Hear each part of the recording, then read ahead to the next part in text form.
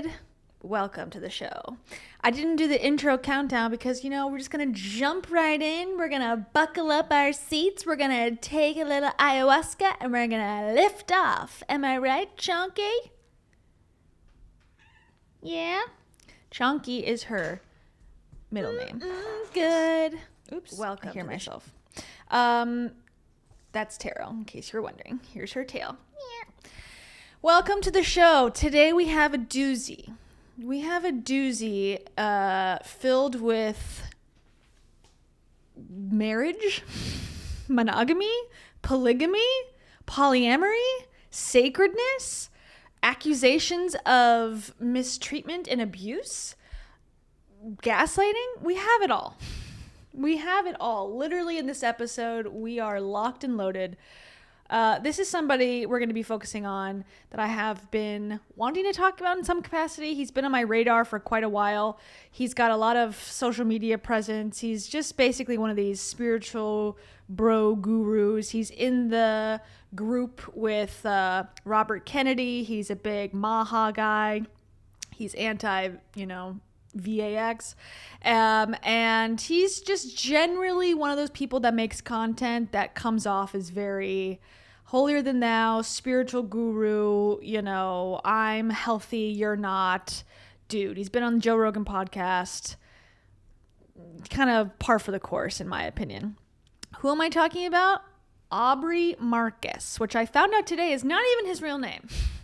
His real name is Chris. So he made the big switcheroo to be more spiritual, I guess, and is now Aubrey. I learned a little bit more about his background for this stream to get me some insight, and it's been interesting, to say the least, to hear his own take on things. And this is a video. We can't play it because it's got his really loud music in the background that I'm sure will make this entire stream demonetized if I play it, but I will go through the basics and kind of explain. So this is a video he put out, Debunked, the real story of Aubrey Marcus. Now, this is a tactic that a lot of these gurus do that I've come to find, and I don't know who is telling them to do this, but it's probably some sort of company that they all hire, like a crisis PR company, that if they start to get negative press or they start to get people making, exposed videos like myself, they will go and do the same thing and put it on their account so that when you search debunking Aubrey Marcus, his video will come up and it's himself telling an amazing story about himself versus the real video where someone's accusing him of doing something. So this is not the first time I've seen this kind of content. And it's funny too, I forget who it was, but somebody like a guru type had been featured exposed in the New York Times for certain things. I don't remember what it was. And then they put it featured in the New York Times on their website. I was like, that's so funny. They're making it seem like they're featured as some sort of expert in their field. In reality, they were featured for committing a crime. So it's nothing new, but just interesting that I think he's doing it. So his story is that he used to work for a flashlight company. Okay, interesting. Glad that he put that information in there.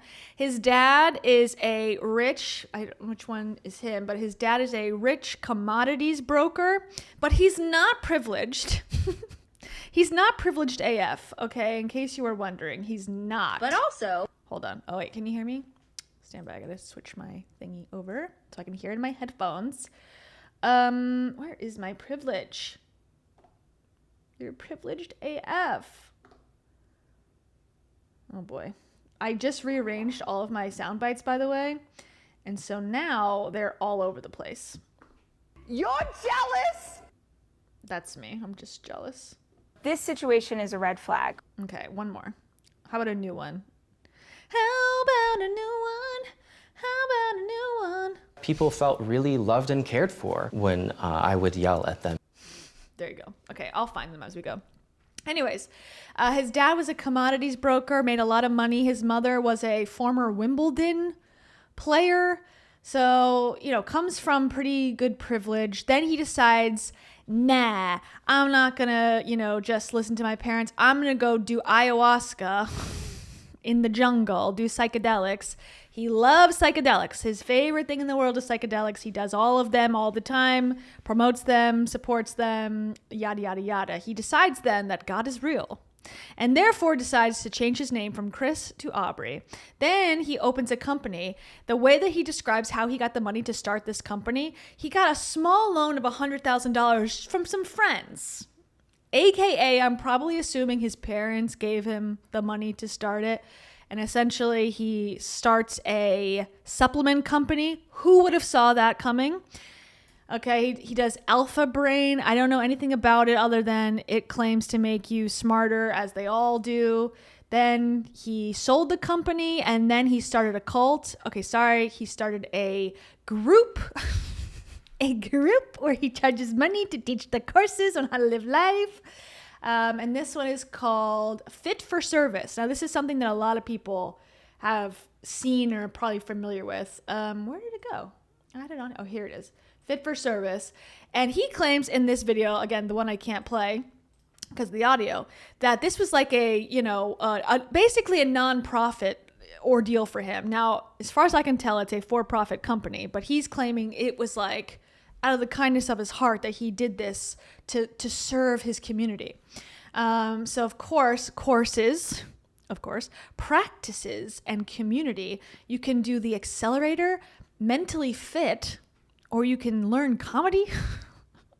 Interesting if you enroll now.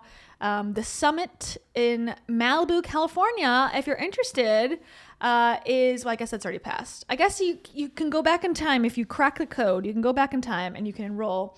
It's 4 days for $3,500. What a service he is providing. And essentially, I'm assuming it's like, a white guy himself banging a little, drum, and some people putting feathers over you, and then them saying, "Scream! Everyone scream! Ah! Oh, I'm healed." So that's what I'm assuming. He also started a company, I guess. This is just totally off, topic for what we're talking about, but just something I should mention. Metal Mark. I went on this website and looked through this Instagram to try to understand what the hell this is. I've read everything. I don't get it. We mint collectible art on the world's first 24 karat gold canvas. I'm like, what is this printed out? Is it fake money printed on gold? I don't understand. I thought it was an NFT, but it seems like it's a real thing, like a physical thing that's printed out on some sort of gold. But I'm like, why would anyone want this? Why would anyone want fish? North American fish printed out on real gold for $100. Help me, somebody. I don't know. Anyways, I went down that rabbit hole. I spent about 20 minutes trying to figure out what that business was and then gave up. So anyways, he's the leader of, some cults in the making. He's all about, like I said, Bobby Kennedy. He's all about all these people we've talked about in some capacity. They're very much like, libertarians mixed with yoga, mixed with capitalists. It's the certain type of people that he is fitting in with. What else did he talk about? That's about it. He got a nose job, but that's not because he had to get a nose job. He got into a car accident, and that's why. Okay, but this picture is interesting. He was talking about in this video, and he does not explain, which I'm assuming is what this podcast that we're about to listen to will explain. He was saying that he was in a polyamorous relationship with his fiance, who is this person, who I have no idea who this is, but apparently they made content together and they were together. Then he says that he broke up with this person and then got with this woman, who is his now wife, and he has, I guess, been promoting monogamy ever since he got with his wife, who's this person. But now I guess that's changed. He's got another download from source that has told him, no, you need to add another person to the mix. And that's what we're about to talk about. And he brought them both onto the podcast to discuss how enlightened he is. Also, there is a therapist that's on this podcast. I also researched this guy. This guy has accusations up the ass. Bad accusations from young teens that have accused him of being very, very inappropriate, to say the least. So the guy who's going to be on this podcast to be like oh yeah, I'm an expert, I'm a doctor. Not quite the person you want to take advice from, especially in love. Anyways, that's Aubrey. He's kind of an interesting dude. This whole video is basically, hey, I want to live my life the way I want to live it, and I'm a cool, crazy dude, and I tend to agree. All of that is true, but it's interesting from the perspective of he's teaching people how to live life. Oh, he's also besties with Jake Paul, so if that tells you something as well. There you go. So we're going to listen to the podcast and explore, because a couple people have sent this to me, and I thought, hey, sounds like something I would love to cover and listen to. It is long as hell, 2.5 hours. I do not plan to listen to it all tonight. So my thoughts are, unless it sucks, which I don't expect it to, hopefully, fingers crossed, then we'll cut it once we get to a breaking point, and then I'll come back tomorrow and do part 2. And then we'll see how it goes. Because 2.5 hours is a long ass time to listen to a random guy's, take on why he cheats on his wife and it's okay. So anyways, again, I skipped through this intro because there's music. We're both at the brick wall. We love brick walls. It's my favorite podcast background. I love brick, and I also love the shiplap wood that every other male podcast has, but I'm glad we went with brick today. All right, everybody. Thank you for joining once again. And also, I have this to say. I am such a giver. Amen. Okay, here we go. Aubrey Marcus, take it away. Explain yourself, sir. Because both Alana and Vylana have had love. Okay. Alana and Vylana. This is his choice. Okay, sorry. Go ahead. Idea. Oh, we're still in the intro. Oh my gosh. Shut up. Okay. Too much music. He also had a 4-minute intro And esteem of this conversation that we're about to listen to. Okay, here it goes. is that seatbelts have abilities There that it can is. develop. And I think that's where we find ourselves now. It's a pyramid. Well, buckle your seatbelts, everyone, because this is going to be a podcast that is going to be shocking for some of y'all. It's going to be stimulating for many of y'all. It's going to raise a lot of questions. And the reason is that I am here with my... Also, comments are turned off, just so you know. So he's enlightened beyond the earthly plane, but yet he can't handle a negative comment. Okay, clicking on. beloved wife, Vylana, which many of you who follow me on social media or have listened to our podcasts have met and love. And we're also here with beloved Alana. So Vylana and Alana. That is crazy work, as they say. Your two girls in the harem are rhyming names. That's crazy. Who is a part of our relationship constellation and shares a deep love with both myself and Vylana in their own unique qualities.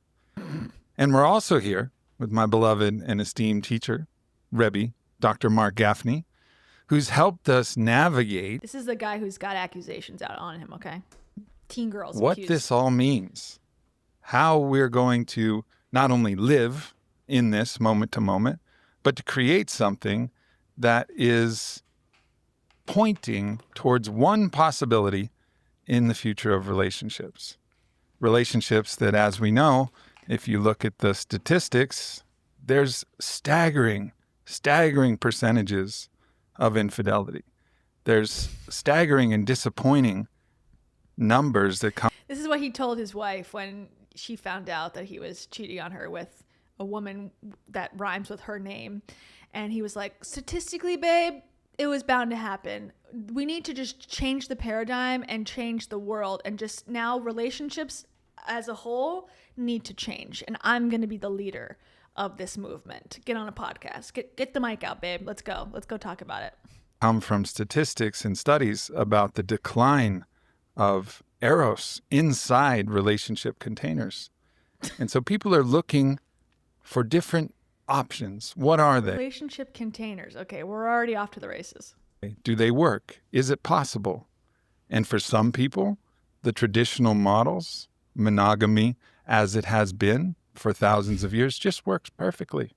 And so we're not here to be advocates of our way, but we're here to just humbly tell the story of our way. We're here to embarrass the women who are involved, specifically his wife, who was not okay with this as far as I know at the beginning. But let's go.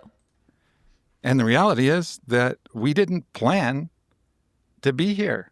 This was not like we set out with this intention.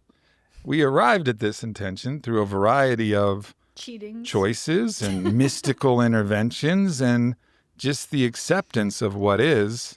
And what is has really guided us to where we are now. And where we are now is a story that we have not yet told. And so here we are to tell the story, and also tell the story in the context of a world, a planet that's really, as you would say, Rebbe, drenched in shame. I mean, maybe.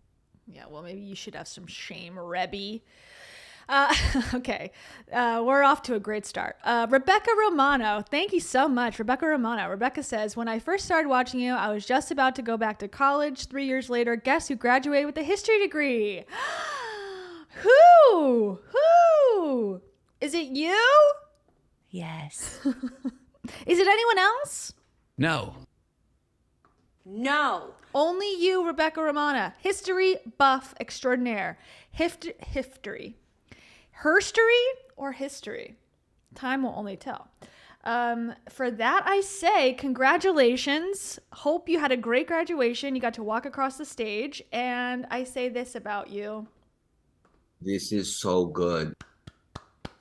And I hope your life is filled with Priceless, juicy nuggets. and you know all. Big facts. And finally, whenever you ask a question, I say this. That's a very dynamic question. Congratulations, Rebecca. Woo!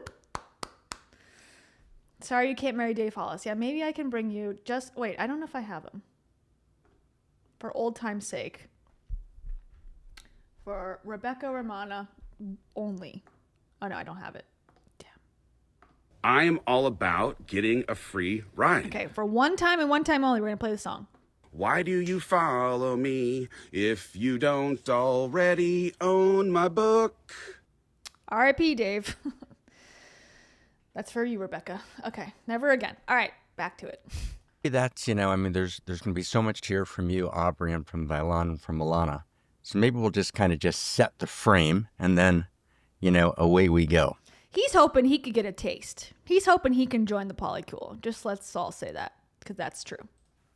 So first, I think what Aubrey said was so important, which is we're not here to suggest that there's this new optimal form of relationship which we are proselytizing for. Optimal? Joseph Smith starting Mormonism. Nothing of the kind. So one. Two, for most people, most of the time, classical monogamy, and I say classical monogamy, is probably the best road. And not. I love how neither one of the women who are the ones that have probably to sacrifice the most in this have said nothing thus far. We're almost 10 minutes in and we have had a dude talk and then a random dude talk. Okay. Simple one. Because actually in this kind of classical monogamy vision, everyone envisions classical monogamy as this, perfect man and woman, first off, right? Heteronormative, if we can use that word. There's always a man and a woman. There's 4 perfect kids, incredible grandchildren.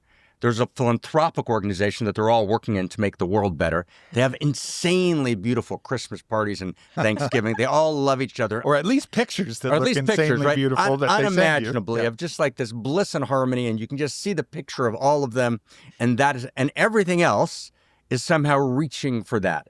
Now, Donny Osmond might have made that happen in Salt Lake City, or may not have. That's a question. But that's not actually how it works. Classical monogamy, which, again, I think is probably the best path for most people most of the time, is filled with holy and broken hallelujahs. And the reason why Leonard Cohen song Hallelujah has more covers made of it than any other story. This is like any man who's got caught cheating and can't deal with that. This is his monologue. This is a memorized piece of literature that goes out on the internet. This is like the blueprint for any of them. Is because it's about, wow, love is not a victory march. He does look like Stephen King. Oh my God. Stephen King's brother, cousin. Right? It's a cold and it's a broken, it's a holy and broken hallelujah, right? Meaning it's not simple. There's agony, there's ecstasy, there's pain, there's abandonment, there's trauma. So monogamy itself is a beautiful and gorgeous journey, which works for many people or doesn't, but it's a gorgeous, sacred possibility, which should be at the center of culture. Beautiful, we got that. But when you're better, it's a critical and. But when you're not awake, woke people are people who are, I'm confused actually now, because people will say, I awoke in 2018. And then they'll say, being woke is bad. I'm like, wait, what does that mean? So he's about to say, if you're like regular average losers can be monogamous, but if you're enlightened and better, like everyone at this table is, obviously, then you need to have 2 girlfriends. Historically, what's happened is the way monogamy has been lived is through deception. There's actually a series of deceptions that are always at play. In his world. So, for example, right now it's about 60 to 70% in classical monogamies of people who are having sexuality of some kind that violates the agreement outside of the monogamous container. And there's a range of what that means. Does that mean cheating of this kind? Does it mean pornographic play? Does it mean emotion? Whatever it means. But basically 60 to 7% of people color outside of the lines. Where does that stat come from? I'd like to know. Without telling anyone, which means that there's a fundamental lack of safety in the container because there's a fundamental deception at play, which is hidden every day. And it takes an enormous amount of energy to keep hiding it because you got to keep hiding it every day. You got to keep making sure it's not discovered. And then, of course, you know about it, so you feel shamed. And your essential shame is this experience that if everybody really knew what was going on, if they really knew where my mind... This guy got some sort of doctorate degree. I don't know what in. I read his Wikipedia and I couldn't find what schooling he got, but he's here on this podcast to use his doctorate to gaslight all of us to think that this is like 60% of everyone's lying all the time. So we might as well just like have multiple wives. It makes perfect sense. Heart and body were playing, whether in the palace of the real or the palace of the imagination, they wouldn't actually love me or honor me the way they do. So therefore I feel like a fraud. So there's an imposter phenomena. You have a place where 65 to 70% of the population of the classical, let's say, Western world for now, but it's true also in the Eastern blocs, actually live in shame, an essential fundamental shame, which means that we have to actually begin to deepen because a planet drenched in shame, which is the experience, not that I did something wrong, but I am wrong, right? Not that I made a mistake. I am a mistake. Right? Yes, I agree. This guy looks like a mix between Michael Douglas, Stephen King, and the guy from NXIVM. What's his name? The guy who is in prison now. He looks like his haircut's giving me that guy. All in one. Right? Is a devastating planet. That's a planet which becomes rife with war, starvation, abuse. Guys, if you don't let your husband have another girlfriend, we are going to have a world of starvation and war. This is up to us, ladies. You must let your man cheat on you. The peace of the world is up to us. Being cool, being down with it. So that's part one. That's just kind of frame one. Just have that frame. Let's just throw one more frame and then open it up and we'll weave as we go. But one more kind of critical frame, which is crazy important. Reality is, as we've talked about so much, reality is evolution. That's just true. Reality is evolution means it's a story. It's an evolving story, and it's a love story. Right? Reality is not merely a fact, it's a story and it's a love story. The more someone uses their hands, the more I believe them just by watching. I'm like, oh, wow, he seems very confident. But then if you actually listen to the words that he's saying, I don't believe it. So it's confusing my brain because I'm like, oh, he's speaking with authority with his words, and he is taking us on a journey to hear that he's really thought about this deeply, and he's going to explain it to us because we really need to know. But in reality, he's just full of shit, just so we know. But his hand movements are proving otherwise. 2 is reality is relationships. That's just true. Atoms are relationships. Molecules are relationships between parts. So reality is evolution. Reality is relationships. And reality is the evolution of relationships. Reality is, at its core structure, the evolution of relationships. And what moves reality forward from the molecular to the world of animals, of life, to the world of humans is crisis. Every crisis is always a crisis of relationship. It's never not. So every crisis is a crisis of intimacy. You solve a crisis of intimacy by actually reaching for a next and new structure of intimacy. Reality is the progressive deepening of intimacies. So when we run into a crisis of relationship, Drop a word salad in the chat right now. Drop a word salad in the chat.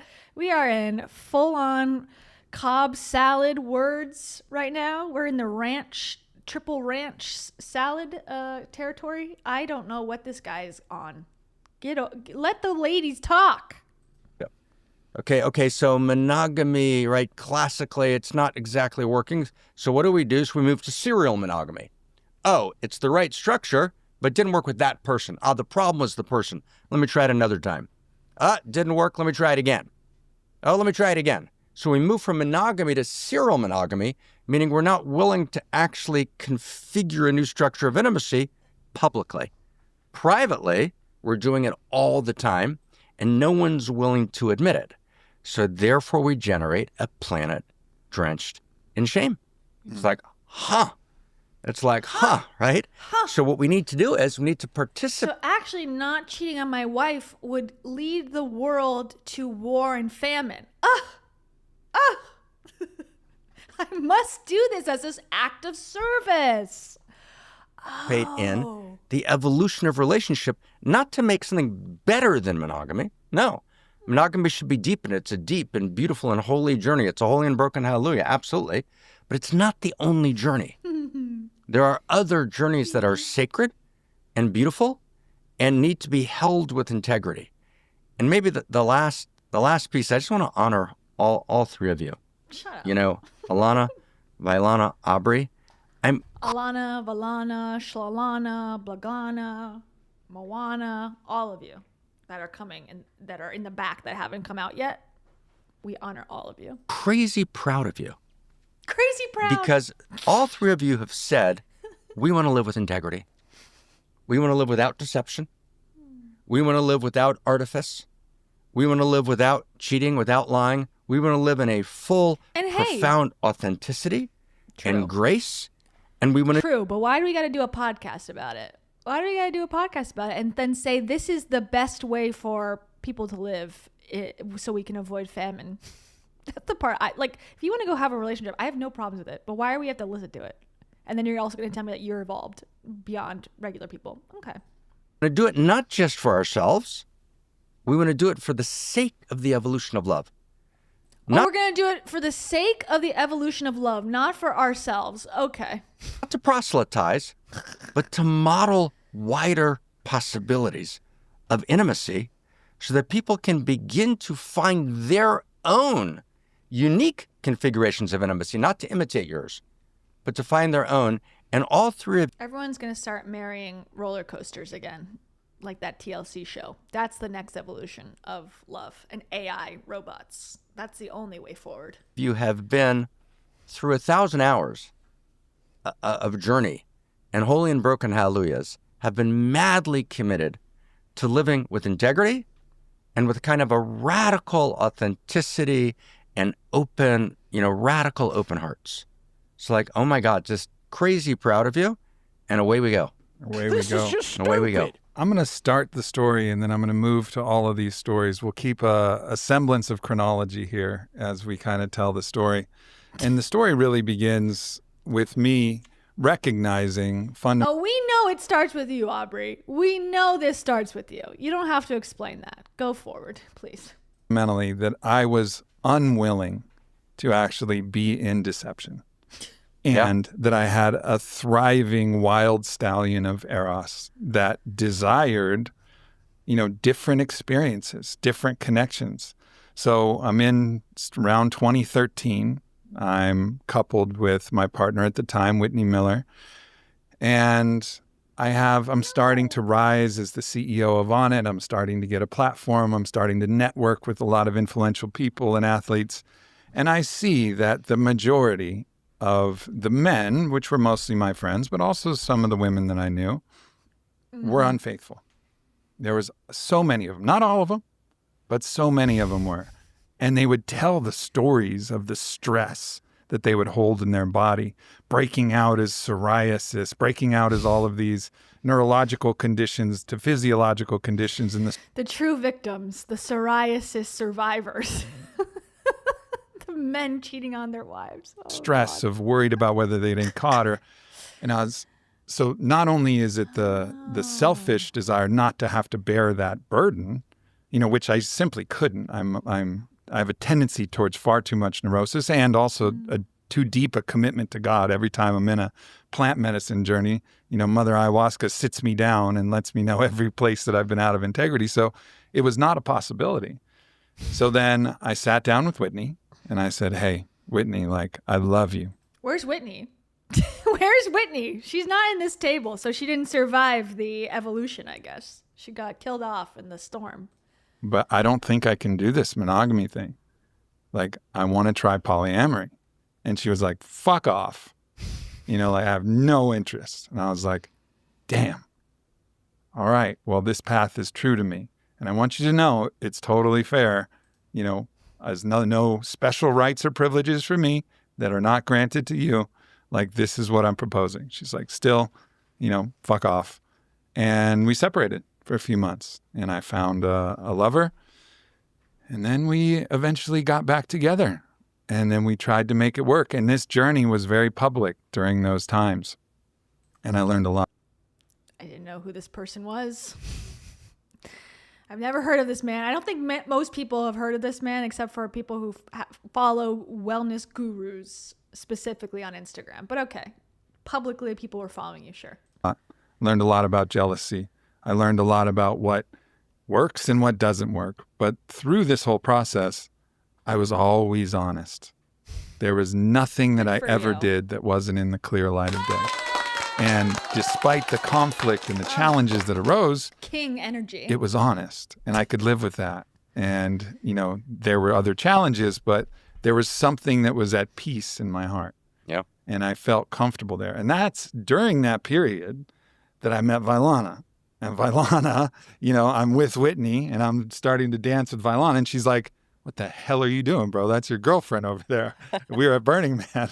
She didn't get it. And then we sat down in the RV and I explained, no, this is a different construct. It's called polyamory. Everything we're doing is blessed in the arrangement that we have. Mm-hmm. And, I kind of let her know without. Didn't sound like it. It sounded like she caved into it and gave into it because she's got that fleshlight money. I don't know why she did it, but we sat down in the RV. Oh, so you have money. You're at Burning Man in an RV. Okay, so you got real money. Got it. We were at Burning Man, and then I was dancing with her with my penis. And then she's like, wait, you have a girlfriend? And I said, this is a blessed ceremony. I have so much eros. I hate people like this so much. It's like, again, whatever you want to do, let your freak flag fly, as they say, fine. But again, to talk about it as if you're better than everyone else for doing this, it's crazy. Again, crazy. And thank you to Beth Peters. Thank you. Beth Peters says, nope. Nope. You know what I say, Beth Peters? I say this. No. I also say this. Why am I so emotional? That's what these women are saying as they sit silently and listen to this horrible story. I need attention. I need help. And I was miserable staring out at my pool. Finally, Beth, last one. Shout out to you. Oh my gosh. So sad. That's me. Okay, back to it. Thank you, being too overt at that moment that I was quite interested. And she was also like, hey, fuck off. I'm not interested in being one of your girlfriends. Like I got main character energy. I got main chick energy here. So like, I was like, damn, that's a bummer. And we've talked about this a little bit, but I was faced with this. Like I had a vision like, well, if I got rid of everybody else, then potentially I could accelerate the possibility of being with Vylana, because I felt this really strong urge and attraction and had mystical signs that came in actually. You know, we had an intimate encounter and a white star of light came in my third eye. And it was open-eyed, closed-eyed vision. I wasn't on any medicine. And it was like God put an asterisk in this moment. And I was like, fuck.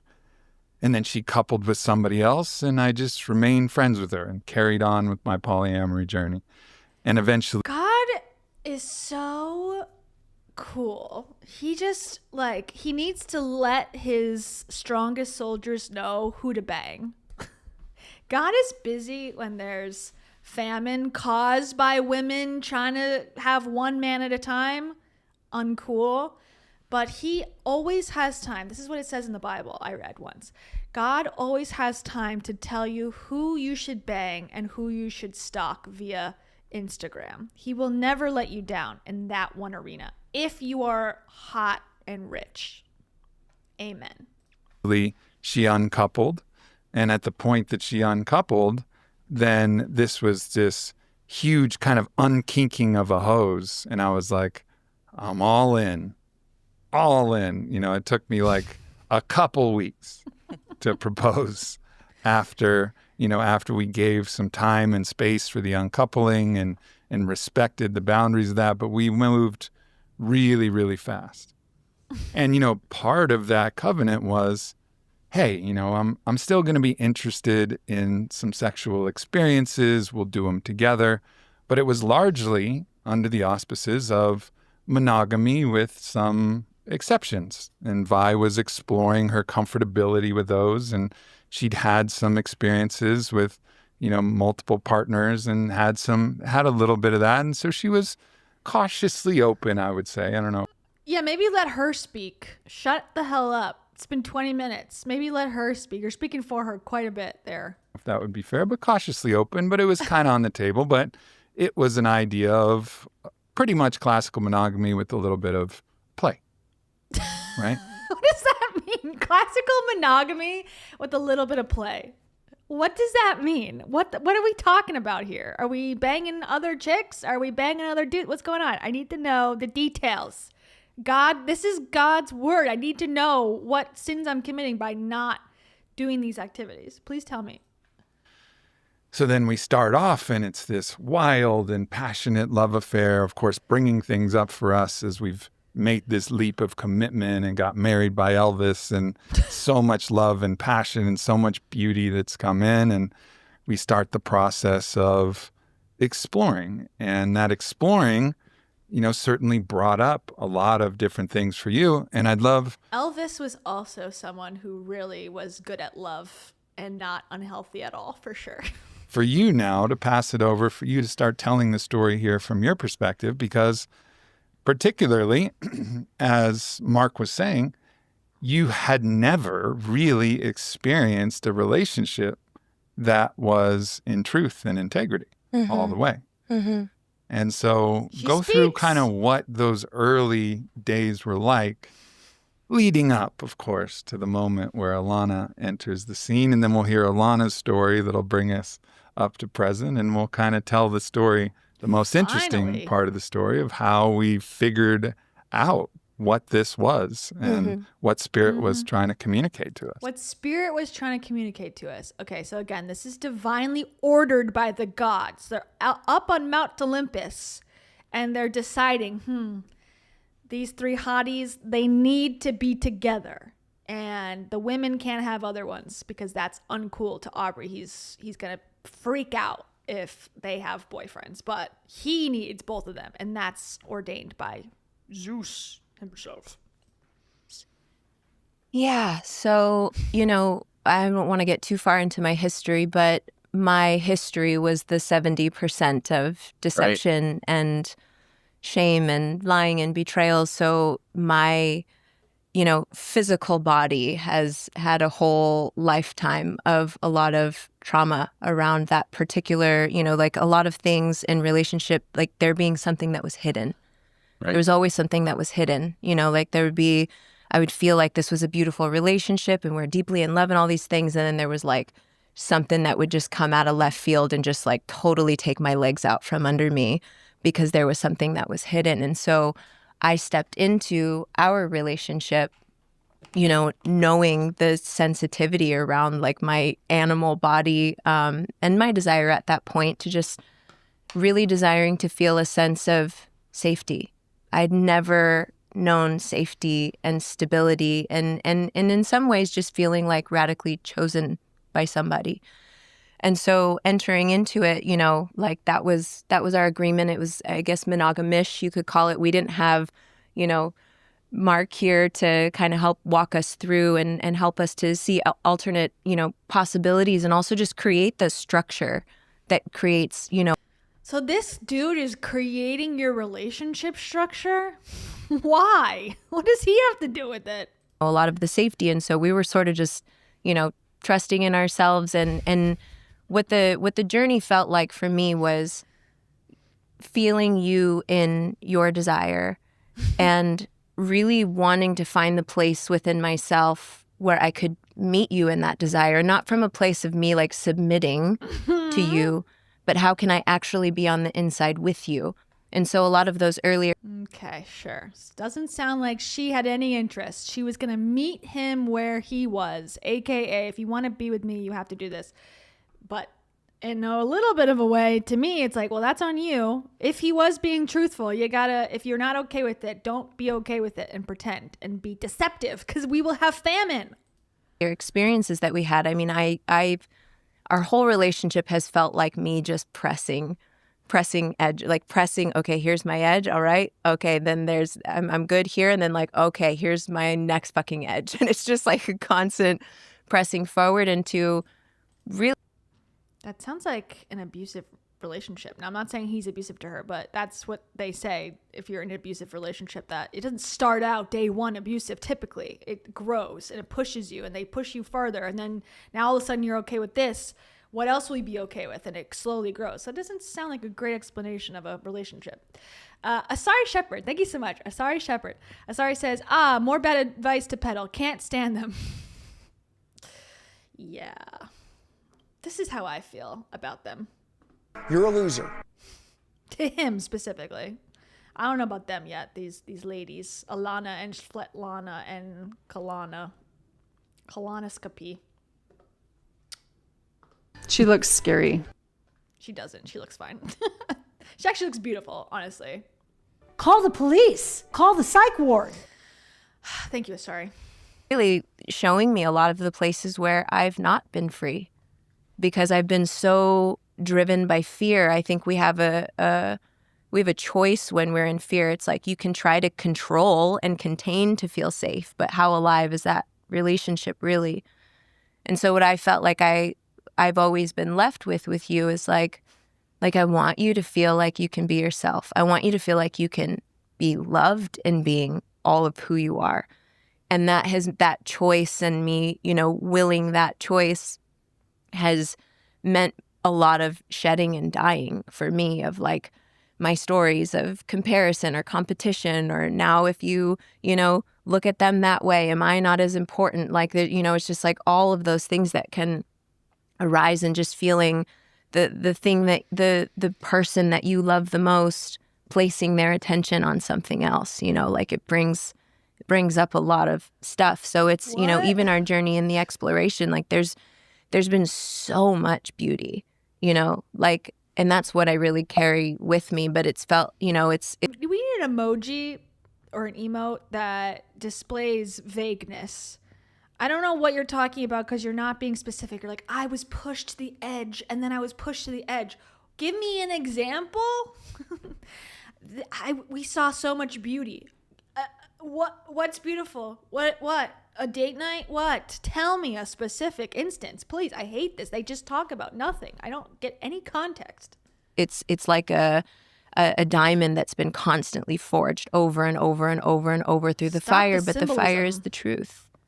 The fire is this paradox that I'm actually the most safe because there is nothing hiding in the shadows that's left to bite me.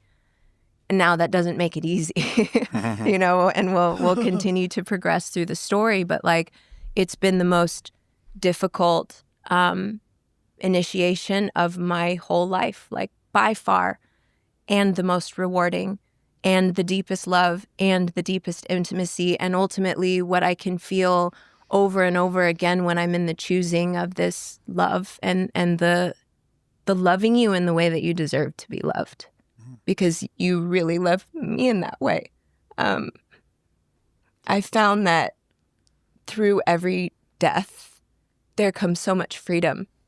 Because there's not a lot that I'm afraid of anymore. I do agree. I think people who do plant medicine and psychedelics and whatever, again, do whatever you want to do. But I do find people that do it quite a lot, they become like this, insufferable.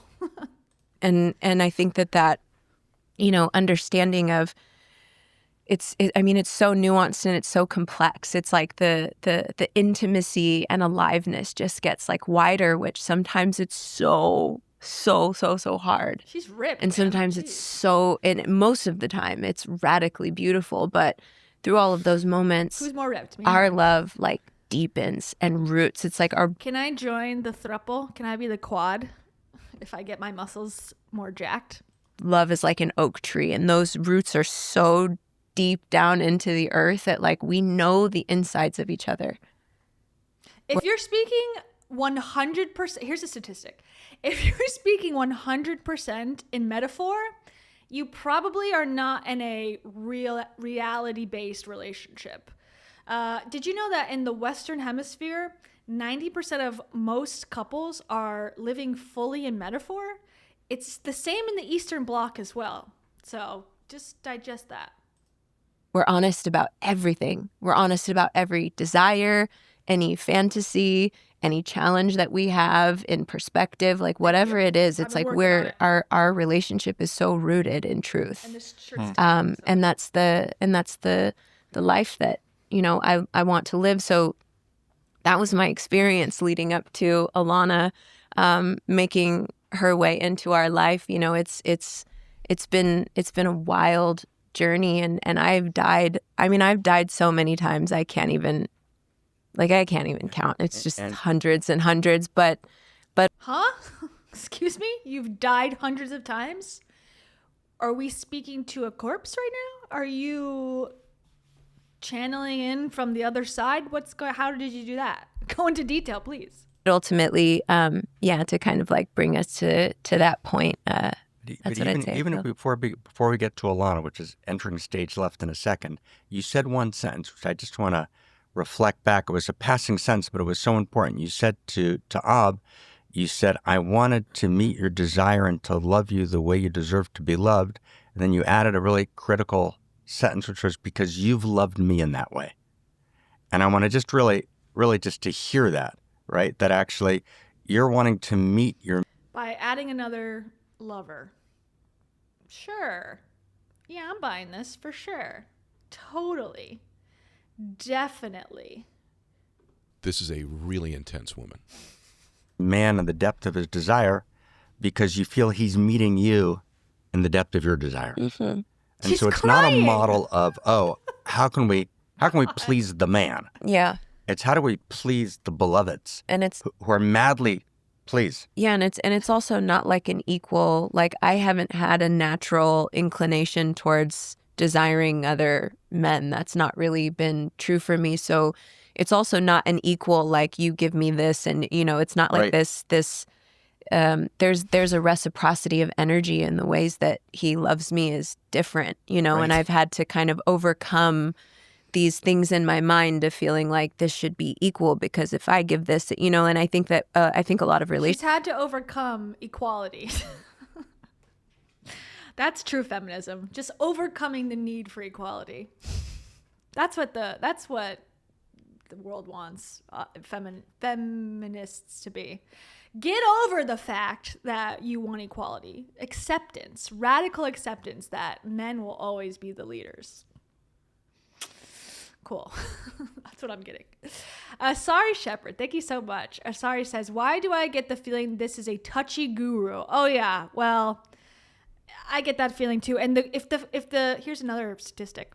100% of the time, if the guru's teacher is accused of inappropriate behavior, there's a 100% chance that the guru is also probably interested in that behavior at the very least. That's all I'll say.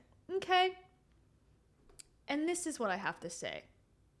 Great comment. That's really cute. I love that. Thank you. Sorry. Relationships get stuck in that. It's like, what do I get? Which was a frame that was really helpful that, you've offered to me.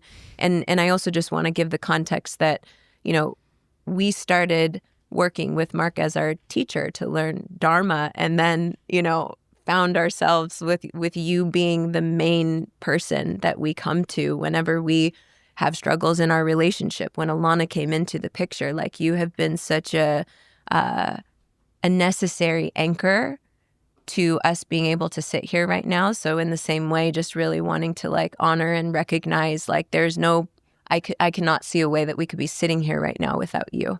This situation is a red flag. We've all been together. Yeah, just so beautiful. And I know you're about to unfold, and we're going to unfold the next step. I just want to just reflect back that last sentence again. So you made this great distinction, right, Alana, which was, so it's not that it's like quid pro quo. Mm-hmm. Right? We all have this like list, right? I remember when I got bar mitzvah, it was like a lot of bar, not so much mitzvah, but anyways, everyone was getting presents.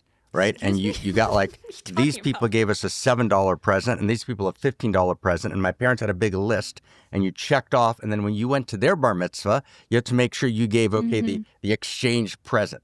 So it's not that, right? It's not this kind of quid pro quo. It's that Obbs is pouring into you in 1,000 ways and you're pouring into him in 1,000 ways. And they're not always the same ways. Mm-hmm. Aubrey is not short enough. You had to call him Obbs. We hate him. Okay, Obbs. But I love the phrase, in the reciprocity of energies, in 1,000 different ways of exchanging, there's the sense of deep mutuality and wholeness. Is that fair? Yeah. That's integrity. Yeah. Yeah. That's integrity. Yeah, I'm feeling very much integrity right now. We all have. Let's watch this ad. Okay, here's an ad. All poetry comes from love. 7. To the square root of 7. Aubrey Marcus. This is his book. It says something. I can't read. It's too small. Okay, let's see what love book he's written for us. Dedicated to his harem. This innate sense that love is the most powerful force in the universe and in our own lives. And yet we only have one word for it. Well, the ancient Greeks had 7. Eros was erotic love. Mania, that obsessive love. Pragma, that rational love.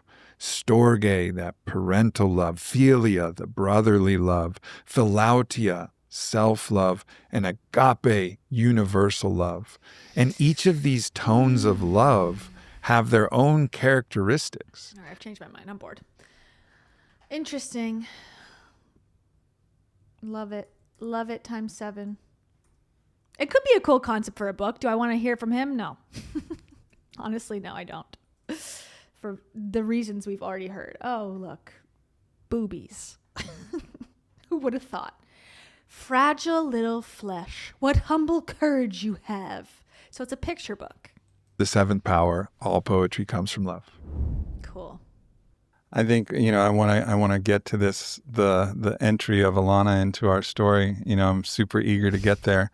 I think, and they're super eager. It's been 31 minutes. Not a peep from her.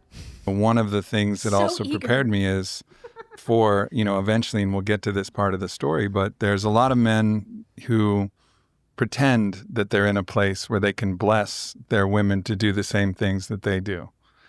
And then when it comes down to actually ante up the chips on the table, the hand gets a little shaky, right, and the cards fold.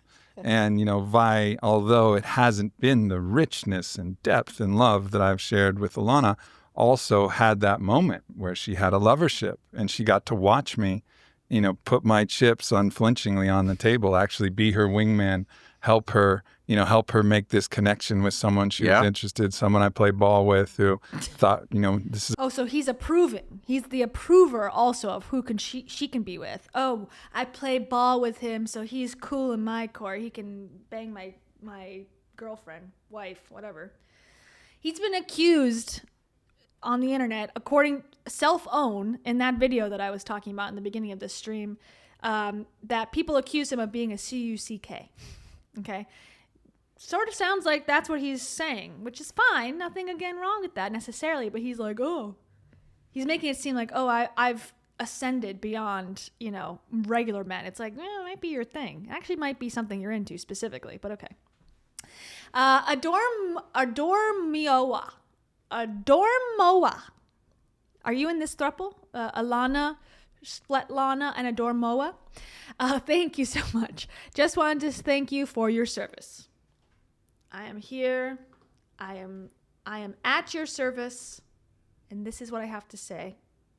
Oh, okay. Cult. You're joined. You're in. Why does this sound cult every second? Oh, it's a cult. What is a cult? We're not a cult. Okay, just so you know. But you never know. All right. He's a good man. And she got to watch me bless her in this path. And I think that's also important to recognize is it's not these rules are good for me, but not for we, you know, and while it's not quid pro quo, there's the openness in the space that I think also there's a profound equality. There is equality. Not quid pro quo, but there's a deep equality. There's fundamental, a deep structural and equality. Respect. Yeah. Deep respect of full possibility and love within. And this is just the name we're calling it. And that'll be a perfect time to go to the next. We've given this a name. We're calling it radical monogamy in the field of erotic mystics. So it's a little long. It's a little wordy there, sir.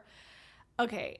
Radical monogamy as opposed to, first of all, how could it be radical monogamy when there's two women at the table? Okay. Radical monogamy, except that you're all together and you have open relationship. And what was the second part? I don't remember. Something about the table of something? What are you saying? This is just the name we're calling it. And is this a working title? Because I think we workshop this again. That'll be a perfect time to go to the next. We've given this a name. We're calling it radical monogamy in the field of erotic mystics. In the field of erotic mystics. Huh? Wait, what? Wait. There's something I call bullshitting yourself. So paradoxically, this is not about polyamory. That's the paradox. It's actually about radical monogamy, meaning deep, exclusive, lifelong, committed relationship. How is it exclusive? Right, but not in the classical monogamous sense. It's an expanded monogamy. But there's a radical monogamy, but it's just not a monogamy of two. It's a slightly bigger monogamy. But it's not, okay, we're not like moving in and out. It's a slightly larger monogamy. The cause of all divorces, not all, but many divorces, 70% some would say. A slightly larger monogamy. That's the root cause. Not a partner, no. It's not the polyamory road. It's not the classical monogamy mode. It's a radical monogamy of deep exclusivity between Aubrey and Vi. And then there's going to be a new goddess who will step into the field, who will also step into this field of radical monogamy in the field of erotic mystics. So it's a very deep structure. I'm just remembering a person right now. And if you all remember, Aubrey, this is dating ourselves. I'm a little older than you, but there was in the Vietnam War, there's a man named Daniel Ellsberg who challenged the war and he did the Pentagon Papers. It was the big explosion in the 60s. So Daniel was actually in this exact configuration in his life, relationally. And I knew his sister-in-law, Barbara Marcus Hubbard, very well, and his wife then Patricia Ellsberg. And, Daniel and I met with him. We sat and chatted before he died. And had he not had this configuration, he said he couldn't have done anything. He couldn't have stood in. The Pentagon Papers would not have happened if this dude didn't have a second girlfriend. I mean, come on, guys. What else do you need to hear? This is radical, and monogamy is real, and it counts even if you have a couple extra girlfriends. It's just more radical. If you like rad music as opposed to classical, have 4 girlfriends.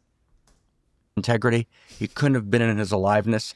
He couldn't have had fought the battles that need to be fought because he would have been so empty, right? So in deception that he would have lost his connection with his Did you know Gandhi had 7 girlfriends? Okay, sorry. full value and ethos.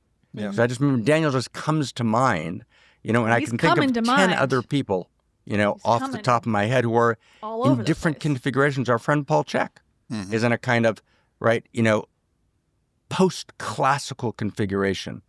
And there's a wonderful book by Rofi called Uncommon Arrangements. And it's about the greatest people in history, 8 stories, all of which what she calls uncommon arrangements. And when we allow for uncommon arrangements, something beautiful emerges. We don't make it classical. We don't proselytize. We say, but something beautiful wants to emerge. And here in this place, something shut beautiful up. has emerged. This guy I sucks. think even Carl Jung had an uncommon arrangement. He was getting really uncommon. That's Too uncommon. He was Too getting a little uncommon. All right. Too uncommon. We'll He's go getting from there. really uncommon. All right, so let's. And I Okay. I would love to. Sorry to Silence. interrupt. I would love to be able to speak to that because for me in my experience in my lovership there was such a depth and a richness to it and so much perspective and I couldn't move forward. I know this is like interrupting the conversation, but I just wanted to sort of land that because that felt really true. But like there was a really deep depth and richness that I would love to, bring a lot of love and light to. And What? Yeah. Yeah. For sure. What the hell are you saying? I'm sorry. I don't know. She speaks only in metaphors. I was bringing light and depth to our courtship, to our radical arrangements. Like, did you go get ice cream? I don't know what you're talking about. For sure. And that's a part of it. It's a part of this love that it isn't ephemeral in this way that it just disappears. When you form these connections, if it's true, as Paul Selig says, what is true is always true. In the love that you feel, it doesn't go away. It's there. And so I think it's beautiful that, you took that moment in your own integrity to say, yeah, that love was there and it was real and rich. And rich. And it remains. Yeah. Meaning there's a depth of love. The love doesn't, right? You say it beautifully, Aubrey. We think that when this relational contact is over, love's over, change the locks.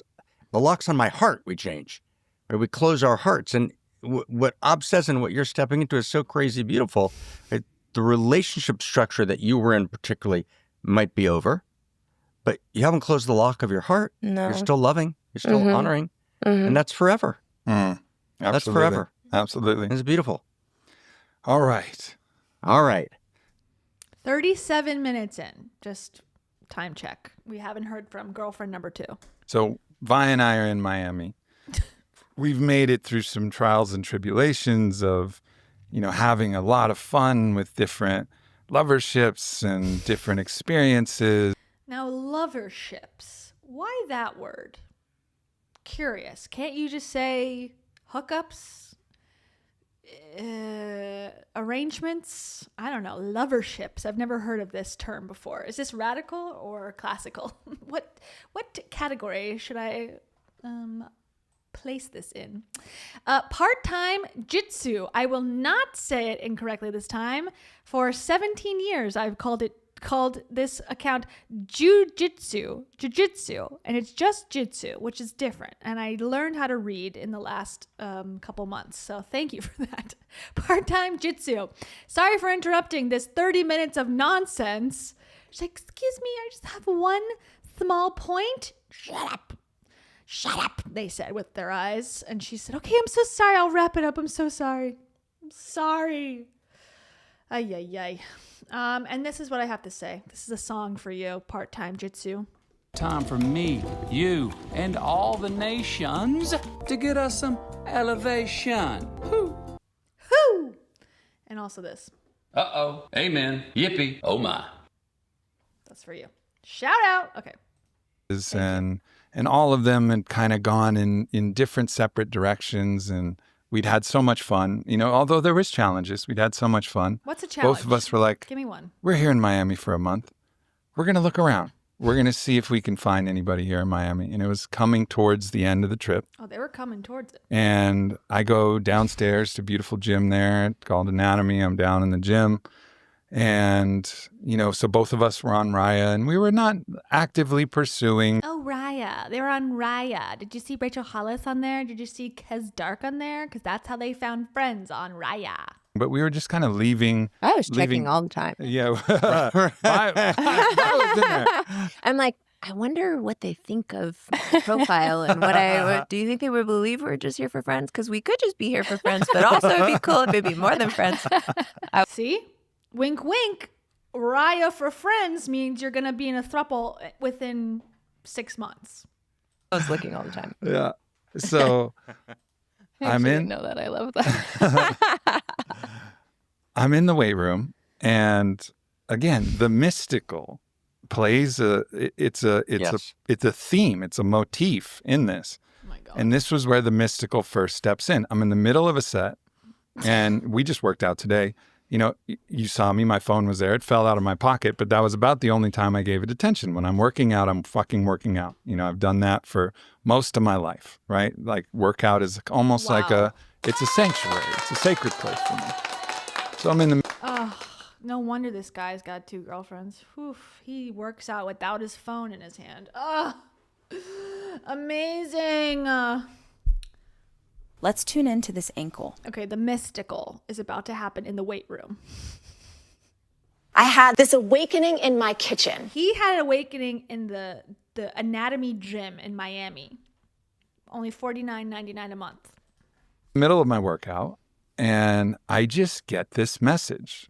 And the message is, go on Raya right now, and you're going to find somebody there that's important. And I go, huh.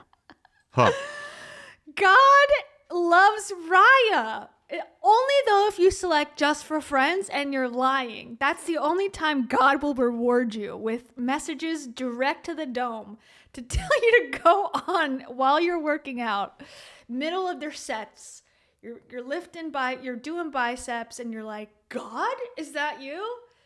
Go to Raya and swipe right on the next cutie that you come across, and you will be given all the riches of the world. Listen to me. Obs, you're my favorite. Other people will suffer, but you, my friend, since you took drugs, then you will be honored by my constant, appropriate attention. Okay. I'm literally telling you I'm Christ. That's obs. Huh. Okay. Huh. You know, and I've had enough messages from Spirit that I tend to listen, especially if it's low cost. You know, it's interrupting my workout, but that's a low cost. Ugh. To ignore God at that point to finish your workout would be absurd. So absurd. It would be so absurd for him to ignore God and during his workout, while his wife is who knows where, to knock in on Raya. That would cause famine for sure. So I open it up. First picture pops up. I'm like, nope, that's not it. Click one time, and there's Alana. And I'm like, and I just get this kind of like chills. And I'm like, if it was really God, it would have been the first one. The second one, you're telling me I'm supposed to believe that you swiped left, that Raya wasn't set up directly as the first option? Give me a break. I was on board before, and now I don't believe. fuck. You showed me immediately too. I was like, fuck. Like, this is, I think this is it. I think this is what Spirit was telling me about. So I sent her this message on the app. And the message is something like, hey, like, this is going to sound super woo-woo. And I totally understand if you think I'm like a crazy person, but I got a message from Spirit and it said I would meet somebody right at this specific time on this app. And so I'm just messaging you, you know, all good either way. You know, I was kind of embarrassed. And then she hits me back real fast and says, woo-woo, that's the place that I live and love. And I was like, damn. So that was the kind of mystical beginning. So I'd love for you, Alana, to take us. I'm a big time hippie and I'm very woo-woo. I guess if you're on Raya, 90% of people on Raya, especially in the Eastern Bloc, are woo-woo identifiers. So, you know, the stats were on his side. Am I the only hippie? I don't know, man. I don't know. These people, they're loving life. They love themselves more than I could ever fathom loving myself. And that does mean something. You know, there is envy to be had there. You know, people don't know you here yet on the podcast, and they don't know your story. So just moving through some of the kind of key. I wonder if it's because it's been 41 minutes and she has not said anything but, key points that brought you to that moment, finding yourself in Miami. Yeah. In many ways, not even knowing why you're in Miami. Totally. At that point. So give us a little bit of your story so we can get to know you a little bit. Yeah, that was really interesting because I think one of the most interesting pieces of that was that I had been on Raya for a day. I had downloaded it the day before. I had never really done like the dating app scenario, but prior to that But you have to apply to get into it and you have to wait on a waiting list. Okay? I know this information. Don't ask why. So she had been waiting to get on it and then got on it, and you have to pay as well. You can't just be on it naturally. Okay? Just so you know. I know these details. decided to leave a relationship that I was in for a couple of years, and ultimately it was one of those relationships that externally was beautiful, but there was just a deeper truth running through me that I knew wasn't in alignment. And again, can you give me a detail? Did they fart and sniff their hands or something? Like, what was out of alignment with you? I hate when they just say vague terms. So I'm kind of in Miami in this limbo place, just kind of not really knowing what I'm going to do or what's next. And you could even call it Miami, because I was finding me there. The answer is, how many views does this have? 110,000 on YouTube, and comments are turned off. So don't give your opinions on what they're talking about, because you can't. Feeling anxious and leaving what I had done for most of my life as a career, and feeling that there was something more, but not knowing how that was going to unfold. Largely a model. Yeah, modeling mostly, and just feeling like that was completed. I wanted to do something more, and yeah, just not really honestly being in kind of a place of being really lost. And I had a friend who was like, just download Raya and just talk to people, because it's so not my pace to online date and just be in that exploration. And so I was like, okay, like I'll do it. And then the next day was when I got your message. So, and also for most of my life, I've like really had the beautiful opportunity of having synchronicity be such a part of what's led me through so many beautiful portals. And so always listening and being willing to lean in. So when I got your message, you know, it was like, great, like let's see what's here, and like have a fun whatever lunch or whatever it will be, you know. It was exciting. Yeah Beautiful. So talk to Vi, show Vi. I heard nothing, learned nothing, other than she was a model and she was in Miami. I'm assuming because that's where modeling happens. I learned nothing else. And we see like some Hawaii connections that are there. And we're like, oh, this is awesome, because obviously Vi's Hawaiian and you'd spent a good portion of your life living in Hawaii. So it's like, wow, there's some you know, crossover here. This is going to be cool. So we only had a couple days left in our Miami trip. We'd been largely unsuccessful in our own quest, although we got tried to get picked up by a couple swappers at different restaurants and things. And we're like, no, thank you very much, but not interested. Swingers. Swappers. I was also Swappers. moving out of Miami in 2 weeks. This was also an interesting, and my age limit was set to the age up to that you were just turning, essentially. Why is she scared? It was set to the age that you, and he's like this. Don't tell them I'm 79. Don't tell them. Shut up. They can't know I was born during the Vietnam War. Actually, so there was like all of these little pieces. It had to happen within at that moment. If it would have waited a month, I would have aged out of her. I would have aged out of her limit. And what age was that? Can we know that detail? No. So I'm currently aged out of her limit. Thankfully, it's a preset limit. It's a preset limit. It's a moving limit. It was exactly. You said it exactly right. So anyway, he's pissed. Just so we know, he's mad. We're like, hey, let's go grab some lunch. We'll grab some lunch at the Faina at Los Fuegos, good Argentinian steak restaurant. I always say and that. we go there, Such a and good steak restaurant. really, I don't even say much during that whole lunch because Vylana and Alana were just hitting it off, talking about special spots in Hawaii and Hawaii. He was under the table. All right, just so we all know. Okay, just a different thing when you have somebody that is from Hawaii and like has the aloha spirit and they understand the lingo and the food and all the things. Like I don't get to ever experience that, and that's all my family. And so immediately it was just like, yes, I get to experience this super excited part of me, and we just like shot off. So for our second date, we share with Alana that Vylana and I had been developing, what we really believe is a lineage medicine practice that we call the God Bomb. And there's been many people who've come on here and shared their experiences with the God Bomb, from, Layla, who's shared it, to, Shaman Jen and Valko, who's shared it, and many people have shared it. The God Bomb. Before we find out what the God Bomb is, please put your answers in the chat as to what you think the God Bomb is and what they are about to say.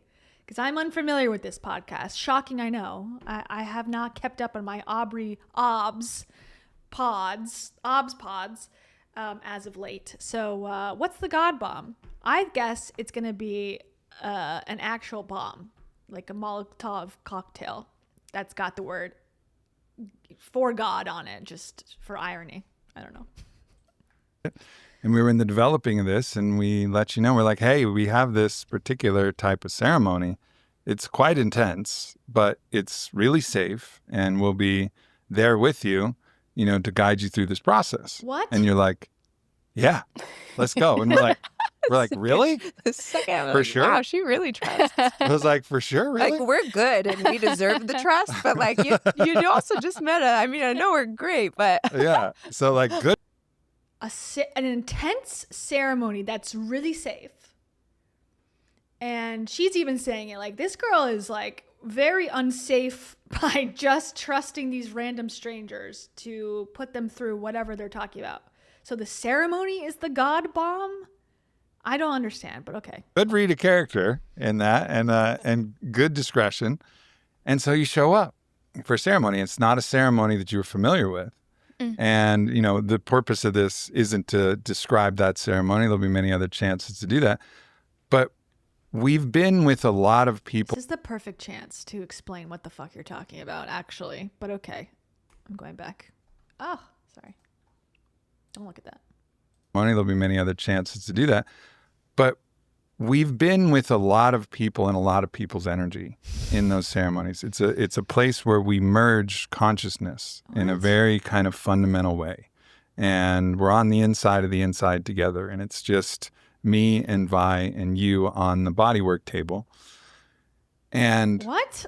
The energy that you were putting off while you're in this was so profoundly different than anything that Vi and I had ever experienced. We were like, whoa, like, who is this being? Yeah, I had like all this shock. First of all, I'm normally doing energy work and, you know, shamanic breath and doing sound and all the things. And I sat there for a lot of it because there wasn't really a whole lot to do, but like my Shakti was so open, and there was this moment, there was this moment where I was just feeling, you know, it's almost like you feel like what it feels to be that person. And there was this part of me that was like, no, you feel what you assume it is to be a person, because that's crazy. Okay. I looked up the God Bomb. There's one episode about it, like another podcast episode. Oops. I don't know if they're going to talk about it, but there is called This Tantric Life podcast, The God Bomb and Worshipping the Divine Masculine. Of course, you're only worshiping the divine masculine. Where's the worship of the divine feminine, or just femininity generally? Let's search. Life after the God Bomb. I guess we'll just have to just use our imaginations, I guess. But he's talked about it before. Anyways, maybe we'll go to that at some other time. Anyways. Man, I want to be you when I grow up. I was just like, you're so much younger than me, but on a soul level, I kind of want to be like you when I grow up. And it was really beautiful because everything that we shared after that, I remember you having like a, thank God, like almost like somebody can really see me. And there's so many more details we don't have to get into, but it was like Why almost not? like Get into the my details. experience of that the afterglow of that process was like a kind of at home feeling of feeling like really deeply seen in a way that almost felt like you've been looking for. Totally. Yeah, definitely. Yeah, it's like, it was interesting because up until that point, and I think also what I wanted to mention in here was that it's just to distinguish, like, I've had so many opportunities to really forge what truth feels like in my body. And I feel like that's what a lot of my... I've had a lot of opportunities to forge what truth feels like in my body. What a sentence. The mango frequency. Life leading up to this period was preparing me for.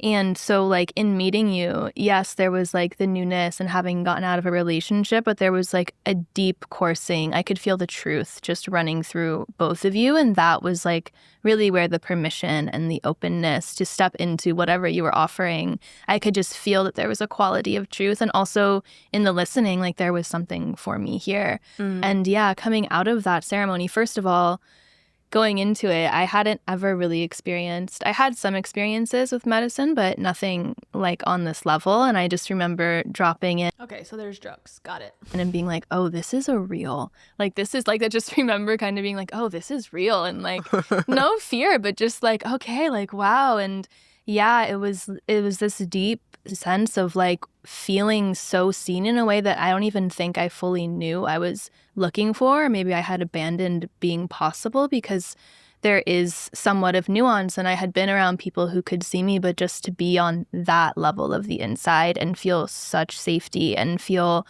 so honored in like the naked truth of my being was so profound. Yeah. So profound, I'm sure.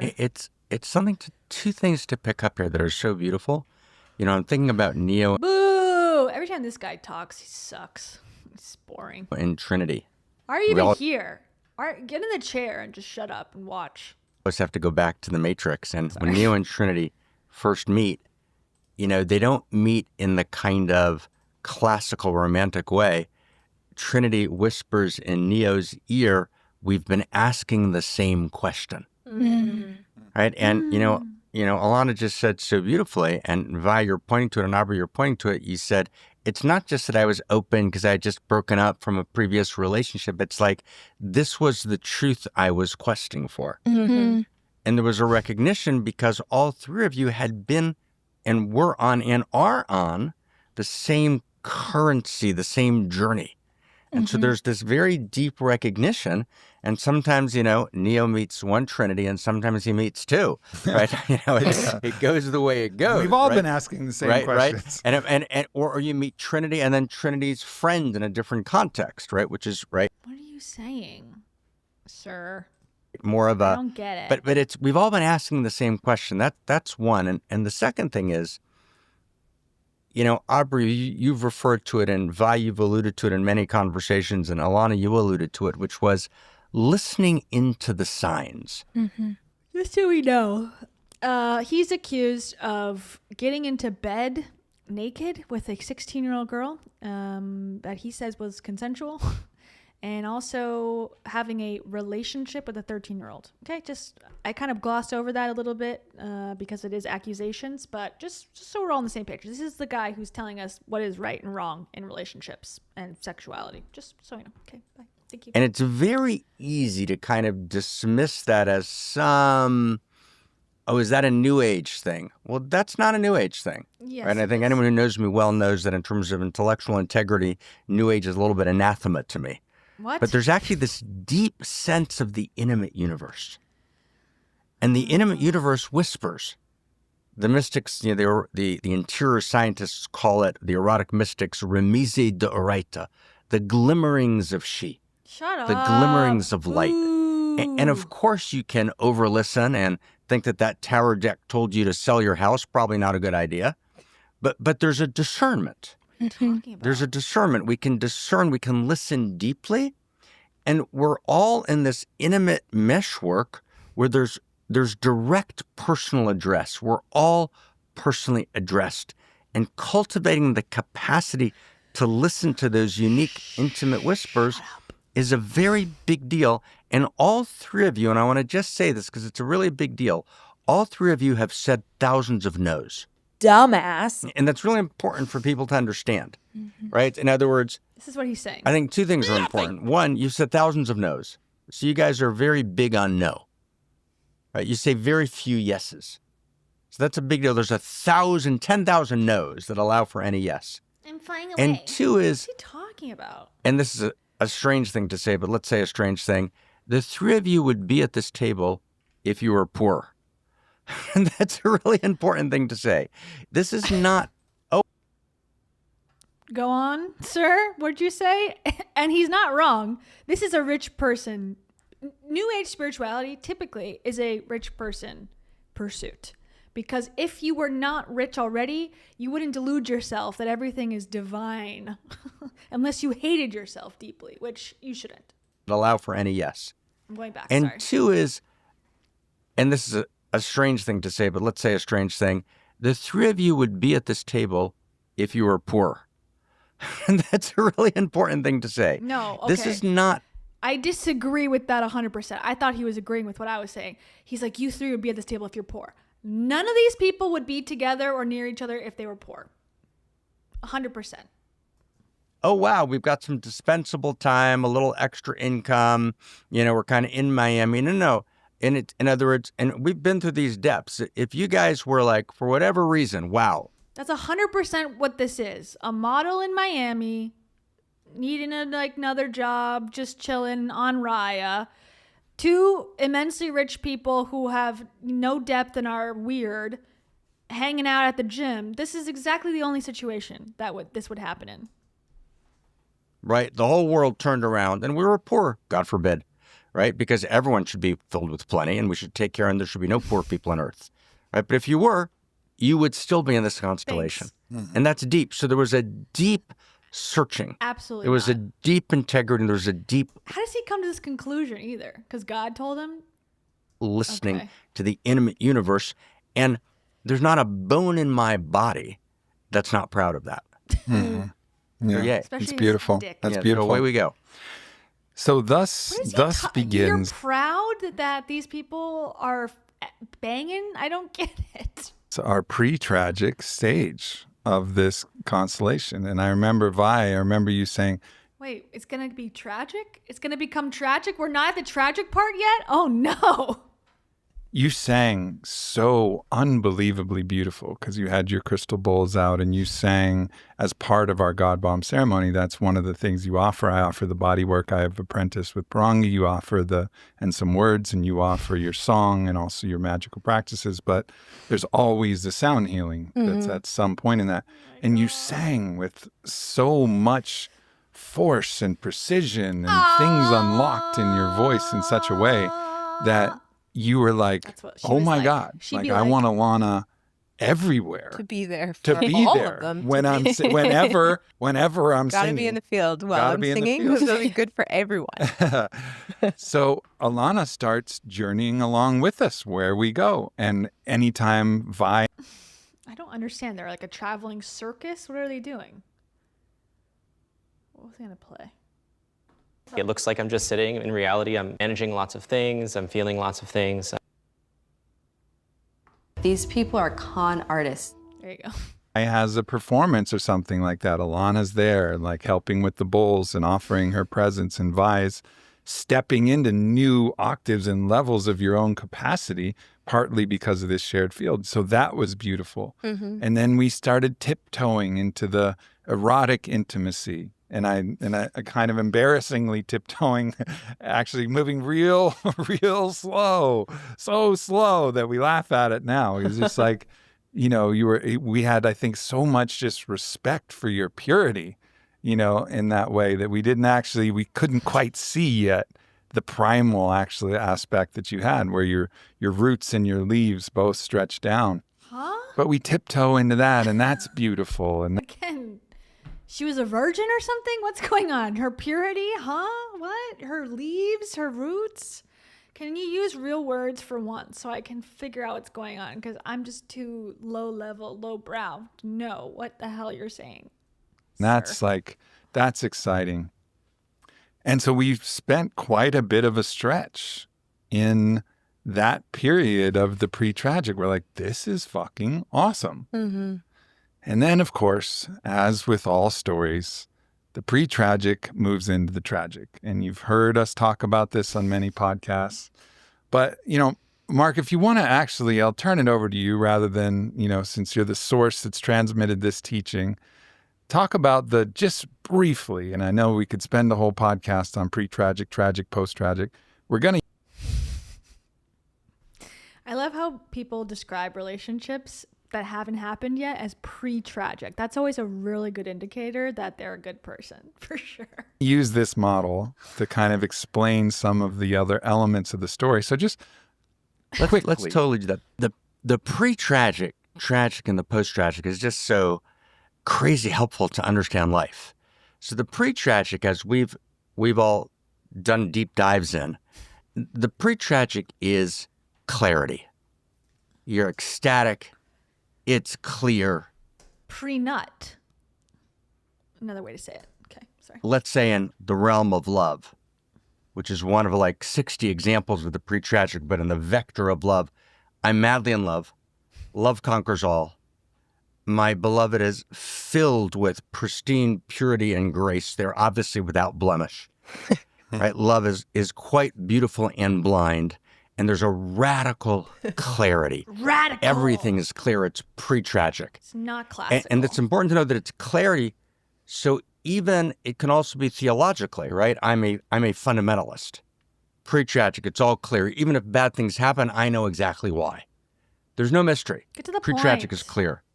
Stephen And then at King. some point, we always hit the tragic.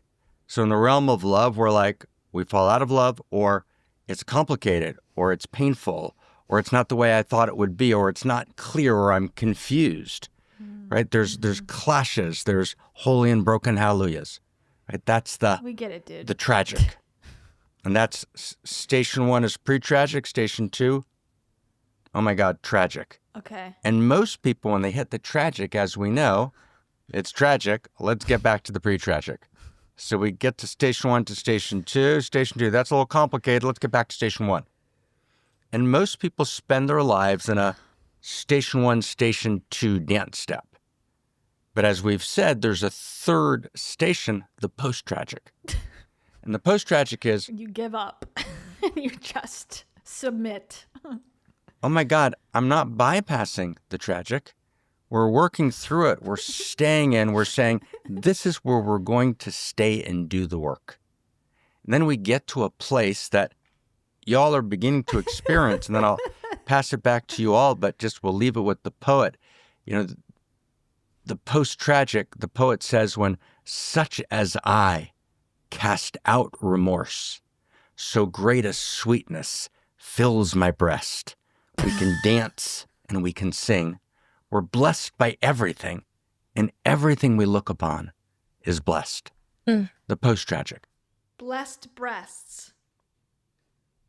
Hallelujah. Broken. Radical. So that's a beautiful context for this conversation. Yeah, beautiful. So beautiful. Well, we're going to go to a moment where the tragic hit like a lightning bolt. Finally! God, I've been waiting. You gotta get the nerd out of there. Get to the juicy stuff. Finally. The tragic, really, it wasn't a creeping tragic. Yeah. It was tragic that hit like a lightning bolt. His dick stopped working. Okay, sorry. I shouldn't curse so much. He couldn't get it up one time. Tragic. It's hit like a lightning bolt to his balls. So in this general frame of Alana makes both of us better. We love her being around. She's just such lovely company, always helpful, very present, listening, to all of us, supporting us. And she just has a natural way and an ease about her energy that made it just a lovely addition to any adventure that we were on. So we were going to take an adventure to Egypt, taking a boat up the Nile. And we go to our first stop on this. And in this first stop, it's the Temple of Isis. Okay. And beautiful temple.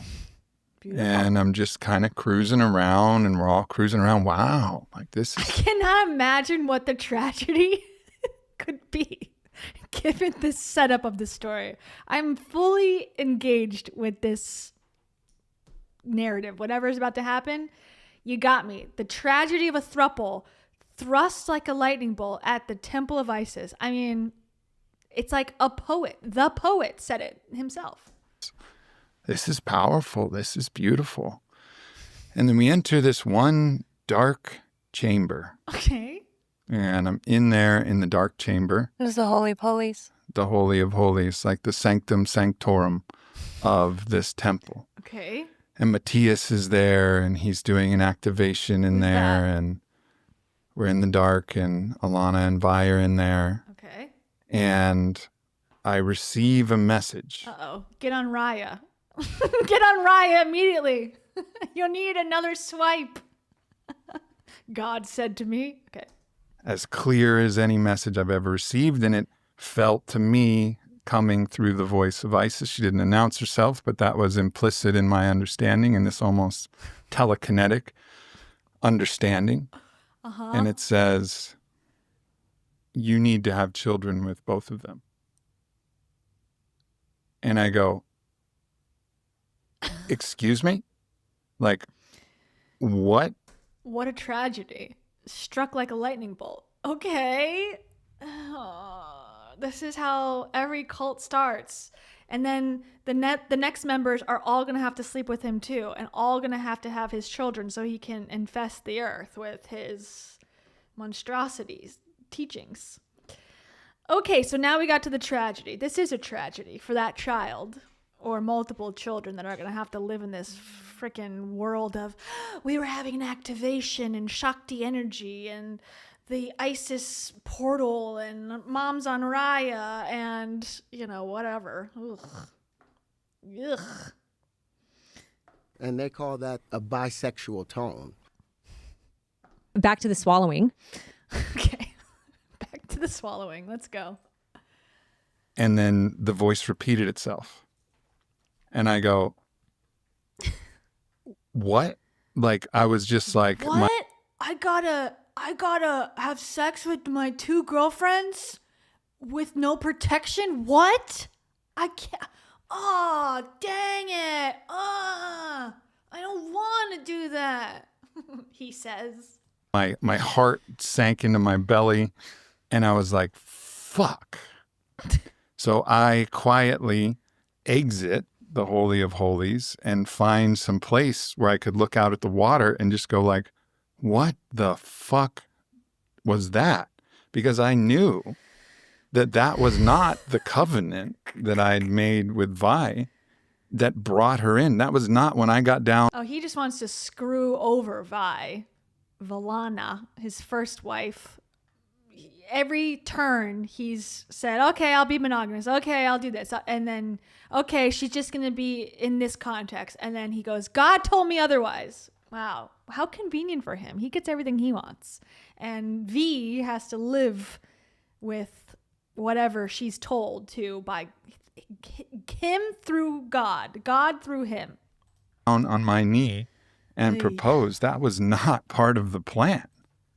And so now I was in this tragic place of complexity where I just received what I felt like was a clarified voice, although I'm always suspicious of any God voice that comes in. And that's another important topic of conversation. You can't take these as face value.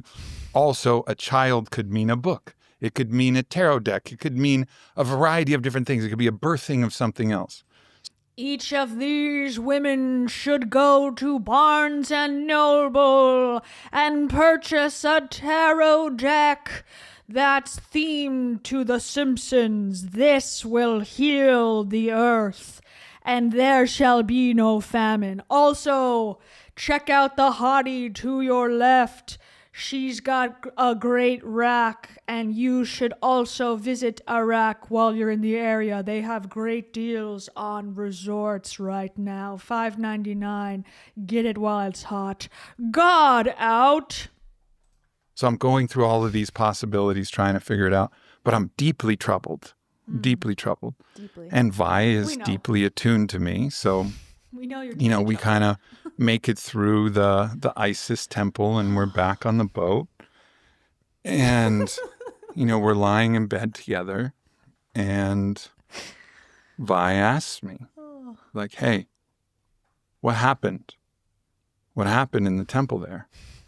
And she'd asked me before. I was like, I don't feel like I want to talk about it. And I was trying to avoid it. But she just point blank, she's like, what happened? What happened there in the dark? And I take a deep breath. I got a nut in you. And I tell her what happened. Sorry. And that was just such a deeply, painful moment for you to receive that. Why? Oh no, she's crying. Oh my God, this poor woman. It's her own fault. Okay, so I have little sympathy. But this poor woman has convinced herself or been convinced by this guy or all the other spiritual teachers that came before him that led her down this path to believe that she needs to accept this craziness. That's crazy. It's making her cry. Trust your body, right? Trust your body. You're in tears over what he's telling you. Trust your body, okay? Let it heal yourself. It's telling you a sign. This is not okay for you. You're not okay with this. And we're going to hear her convince herself otherwise. Okay, take it away.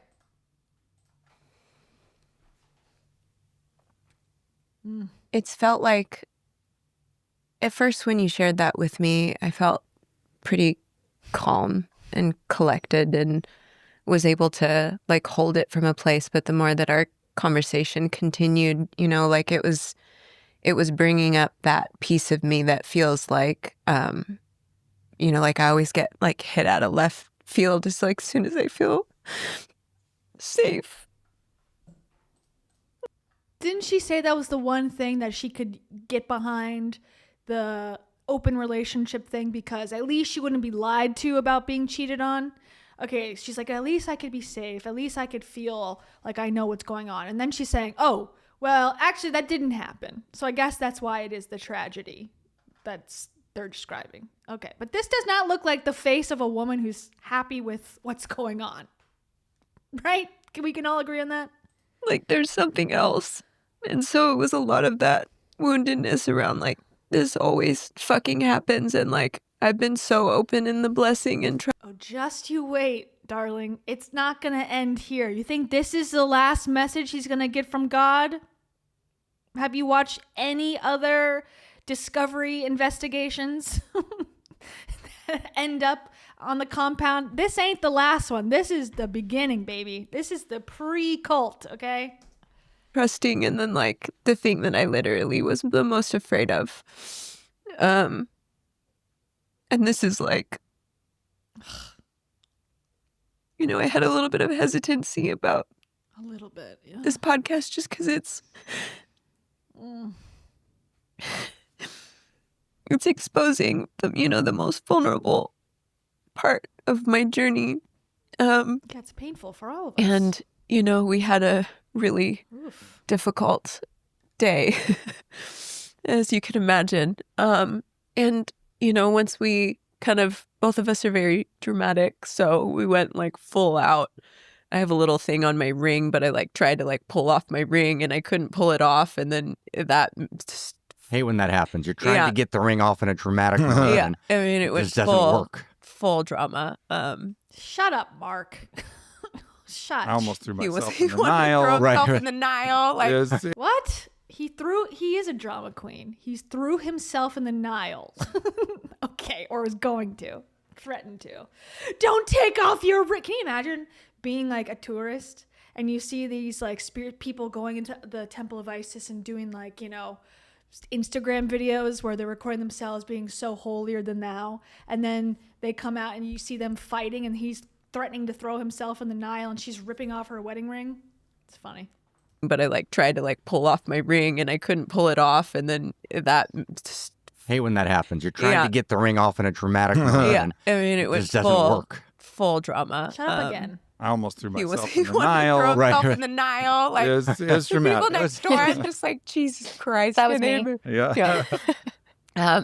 But, kind of coming down from the big energy, I feel like there's so many dimensions of myself. There's my wounded self, the part of my imprinting and programming and fear and everything that I've been through in my life. Again, how come she has to overcome all these things in order to live her best life?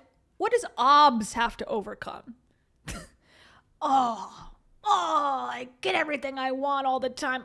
It's so hard. But she's got to overcome every negative thing that's ever happened in her past to live her best life. But he just gets a free ride. That's so lucky of him. God, man, God has his favorites.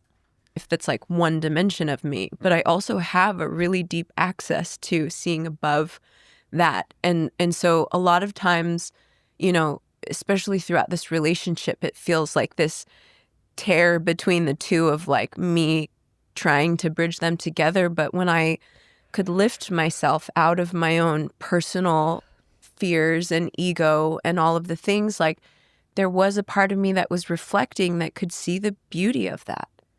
And I expressed at that time, I don't know if I could ever choose that. I don't know. I can see it, and I can totally hold that as a possibility. Totally. But I am so not there to be moving towards that reality of, just still all the things that we were working through in our relationship. And so, I was sort of holding the whole landscape, and then simultaneously feeling my love for you, you're not just a person. You're not just this random exploration of bodies that pair well together by rubbing genitals. You're not just not just a person. You're you. Thank you for that description. Yeah. It's not, it's not just a... Shut up, Mark. It is about that, and it's not about that. It's it's all about sex, and it's not about sex at all. Totally. So, right? So yeah, just in that moment was really and at the same time we're in Egypt. I'm having the most supernatural experiences of my life, and then this just felt it felt like my whole world was falling before me in front of my eyes, and there was and I'm just trying to hold it together to make it through the rest of the trip with every new temple that we're going through. But sounds wonderful. Luckily, what an enlightened experience.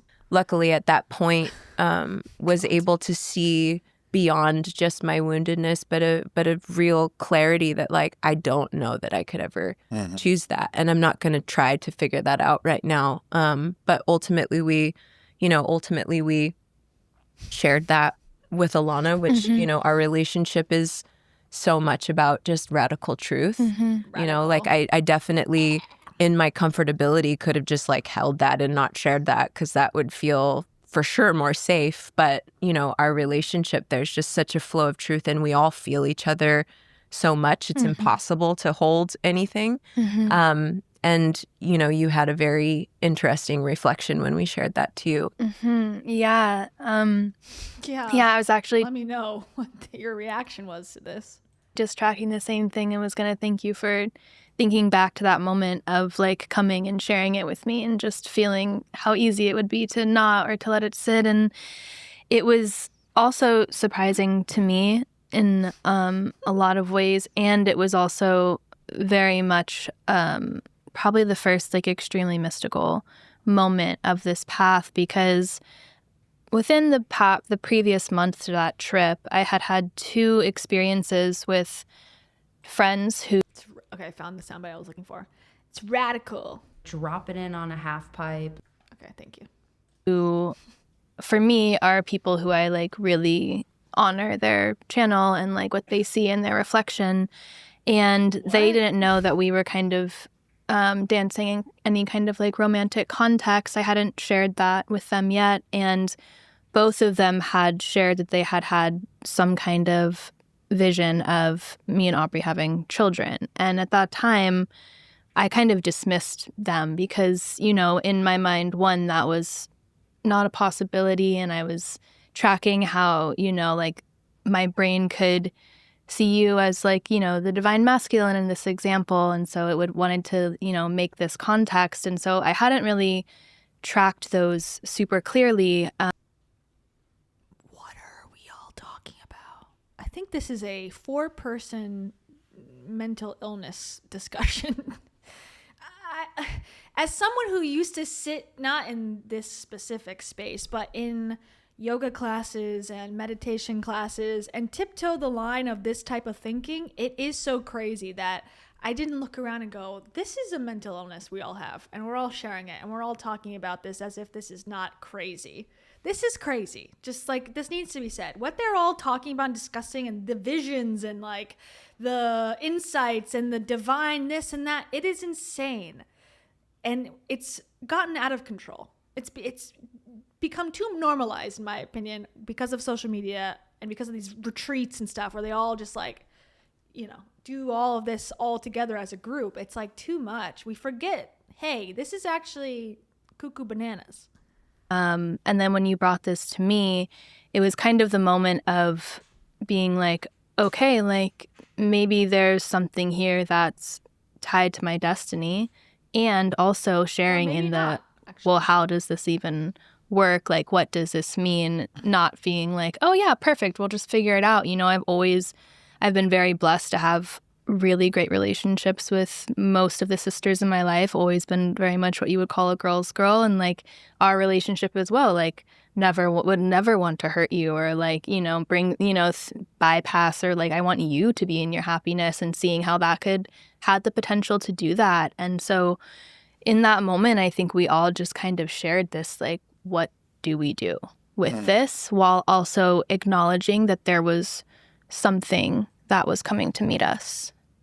Yeah, and I think we made intent. And again, his thoughts, they all have to get on board with, and their thoughts, they have to let go of. Why can't he let go of having to impregnate these women? Because he doesn't want to let go of it. But they have thoughts that could be divinely downloaded, but they have to get over those because those aren't as valid as his thoughts. Intentional choice to kind of bracket this mystical experience and temporarily regress back into our pre-tragic. Let's just try to keep things back to where they were. And that's a good moment, right? I remember in this moment, I remember where I was sitting, and Aubrey, you left a long message from Egypt, and I looked at it, I said, that's a really long message. Like, what's that about? So I listened to the whole message. And, you know, I turned to KK, Christina, you know, my wife, and I said, they're in trouble. And I said, how many wives do you have? KK. I thought this was going to be easy. We were just studying. So this is going to be a long year. But everyone was so deeply authentic and graceful. Radical also. And pained and broken. And there's nothing more whole than a broken heart. And Wait, what? What was that line? deeply authentic and graceful and pained and broken, and there's nothing more whole than a broken heart. There's nothing more whole than a broken heart. Huh? Wait, what? There's nothing more whole than a broken heart. Is that what he meant to say? Because that don't make no sense to me. And Aubrey, what you just mentioned there in passing, and what we're all pointing to was this thing of bracketing. So I want to get this bracketing thing, in play. A genuine person who's on a quest knows when to bracket. What's bracket mean? And bracketing means, I don't know. I don't know what to do with that. Divine message. It's radically irresponsible to act on. Radical. I can't close down and just pretend it didn't happen. So what I do is I bracket it. And I step back into my life. And then we see, is it going to be... Does he mean compartmentalize? I've never heard bracket. What is he saying? Bracket? I don't know what they're talking about. He's like, what bracketing means is you bracket something. Okay, thanks for the explanation. persistent? Is it going to come calling again? Or will it recede? Was it a moment? And there's a great maturity and depth. Trustable people know how to bracket. Yes, welcome Sabrina. Right? It's not an impulsive move. This wasn't an impulsive leap into the abyss. It was like, whoa, we listened and we bracketed.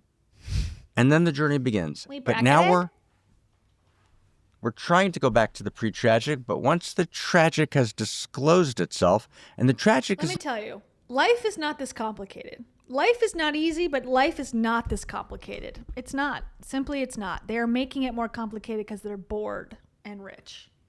Not and disturbed. Horror. The tragic is lack of clarity. Right? Pre-tragic is clear. Thank you. The tragic is, where should we go? What should we do?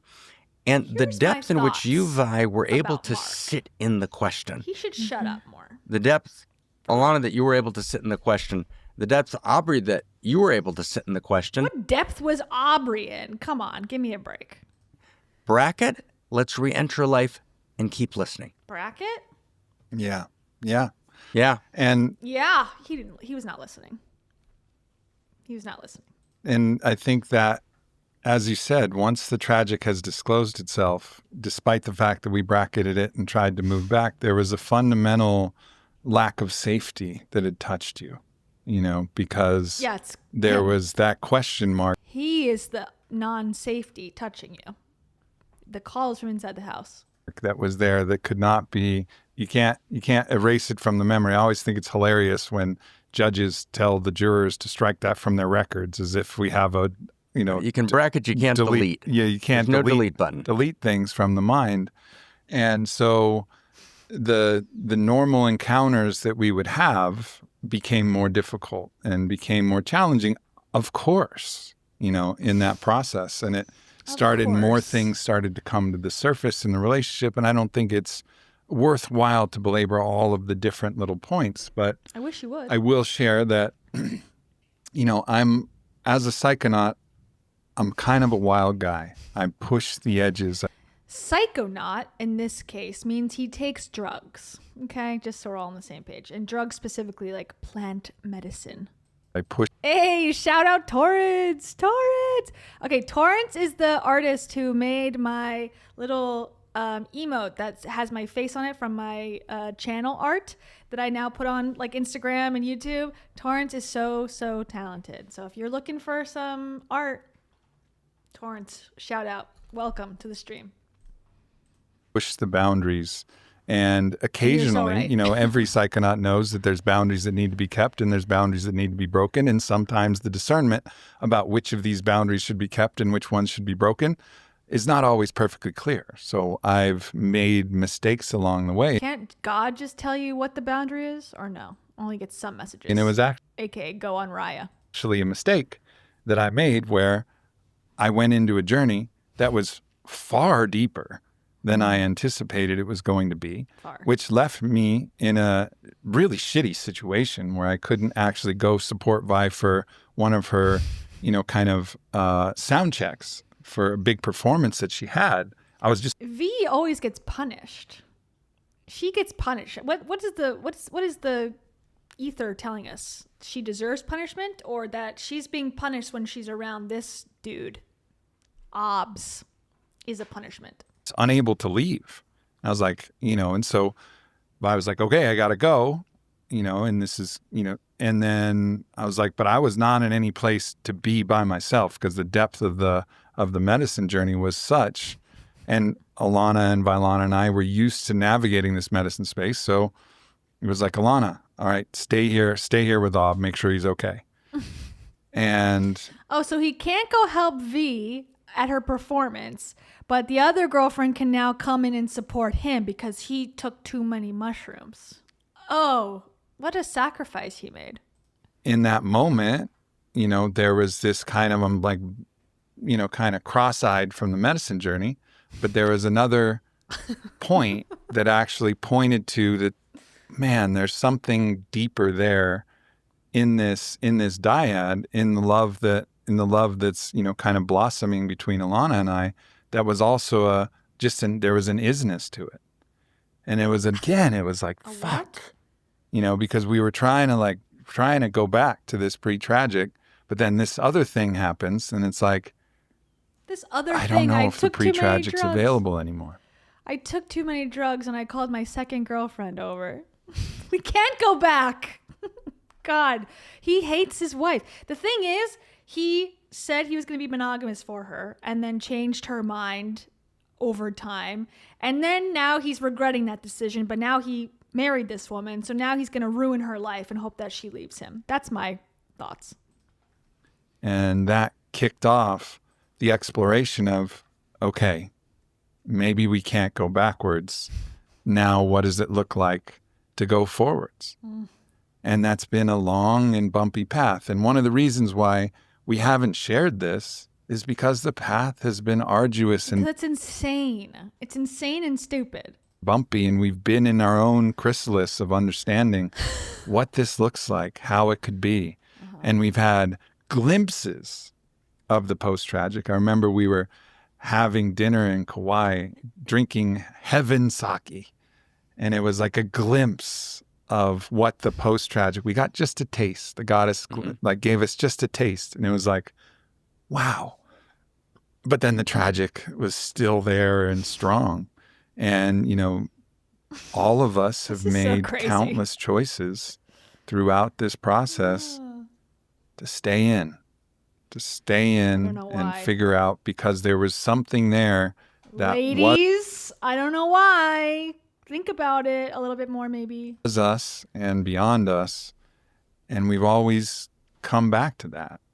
And now it lands us where we are, which is in, this kind of much more stable post-tragic. And I don't have the hubris to say that the tragic, the chimera that comes from the tragic won't rear its head, of course. However, we've navigated those challenges in our odyssey many times and have landed to a place of real comfort and stability that points to a stable structure that is one avenue of, as your latest book, The Evolution of Love, points to, not necessarily in the structural form. Shout out 1995, 18 stinking dollars. But the idea that there are many possibilities. And if you stay with truth and with love and with honesty and with grace and compassion and compersion, and you really care for each other, what's that mean? There's possibilities that can develop. And I think that's where we find ourselves now. The possibilities is that the women give into it for some reason, that they get tricked into it, or I don't know if it's tricked, but they accept it for some odd reason. Okay, compersion is our wholehearted participation in the happiness of others. Okay, I learned a new word today. There you go. But I'd love to, open up, to both of you. Oh, we know you'd love to open up. Anything that feels really important in each of your journeys during this process that you'd like to share, and obviously any reflections from you is, and then ultimately getting to our model, and then what that means for the bigger picture. Yeah, I think there's so much about this whole thing that has been a really familiar path. I guess I'll give a little bit of context to where I want to go. Thank God. I am the older sister. I have a younger sister that was born when I was 2.5. And as you could imagine... Okay, we're getting a lot of context. Probably more context than I was expecting. So when I was born, the sun was out at exactly 90 degrees in the sky, which therefore means I am a light worker. Okay. I'm a very, I'm a very big-willed kind of human, and I loved my mother so much that when my sister was born, I've had this come up in a lot of medicine journeys. It's like I couldn't understand at that age, when my brain was still developing, how all of the love and particularly attention, it's not really about the love, it's the attention that is placed, then transferred to this little crying thing. All about attention. It's the attention. And, Shut up, Mark. and I love my parents so much, and, I know that they did their absolute best, So what is she saying is that she is now the big sister in her sister wife. She is the big sister, and then this other chick who has the same name basically is the little sister. Okay. And now the parents in this scenario is obs.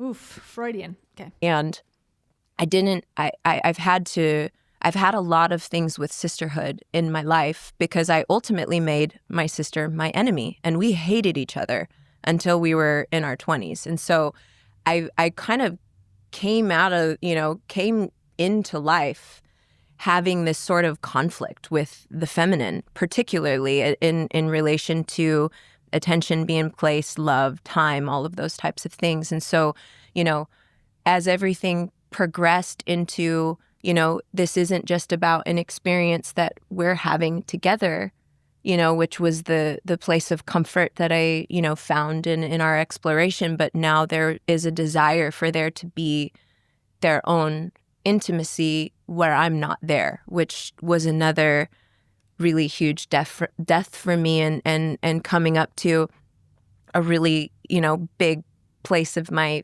fear, which ultimately, ensued into like a breaking point in our relationship of like, can we make it through this? I think that's important to note, is like it reached a total breaking point where we actually spent 3 months apart to just sort of, come back into our own energy to try to find the clarification with your support. And all of us during that time were suffering, I'm sure Mark has something to do with dragging them back in to try to convince them that this is a divine, actually better than monogamy situation. Like you're knowing that this was something, so deep and true and sticking in. It's not deep and true. It's the most shallow, typical baseline man thing to want. A man who's got money and power is not satisfied by that and wants multiple wives. It's literally in every single cult.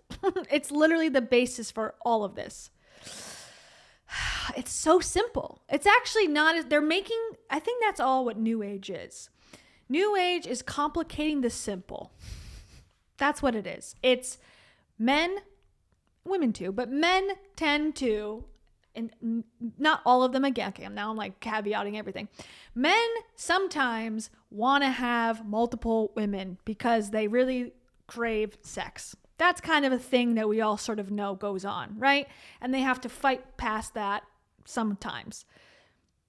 That's simple. That is the explanation here. There is no divine Isis leading you down a path of, if you just look past your ego and have medicine and do this, then you will see that this is actually right. No, it's very simple. He wants to cheat. He wanted to be honest about it so that he can do it and not lose his wife. And now here we are. That's it. We're trying to figure it out. I mean, it's beyond complex. And there were so many moments during that time too, where it's like, I could feel this like wounded sister, you know, are you trying to take something from me? Are you trying to take my place? Or, you know, like all of those things that can arise. Like, I mean, I went through so many waves of all of that over and over and over again. And one thing that she's not trying to take her place, but she is trying to be the number one, because everyone's going to try to be the number one in any relationship. That's always the desire. I think everyone wants to be chosen. And again, I'm speaking for everyone. I'm just saying in some situations. But then as soon as that happens, he's going to want to pick a third woman. He's going to want to pick a fourth and then 15th and whatever. It's going to be a harem by the end. That's how this is going to play out, I think.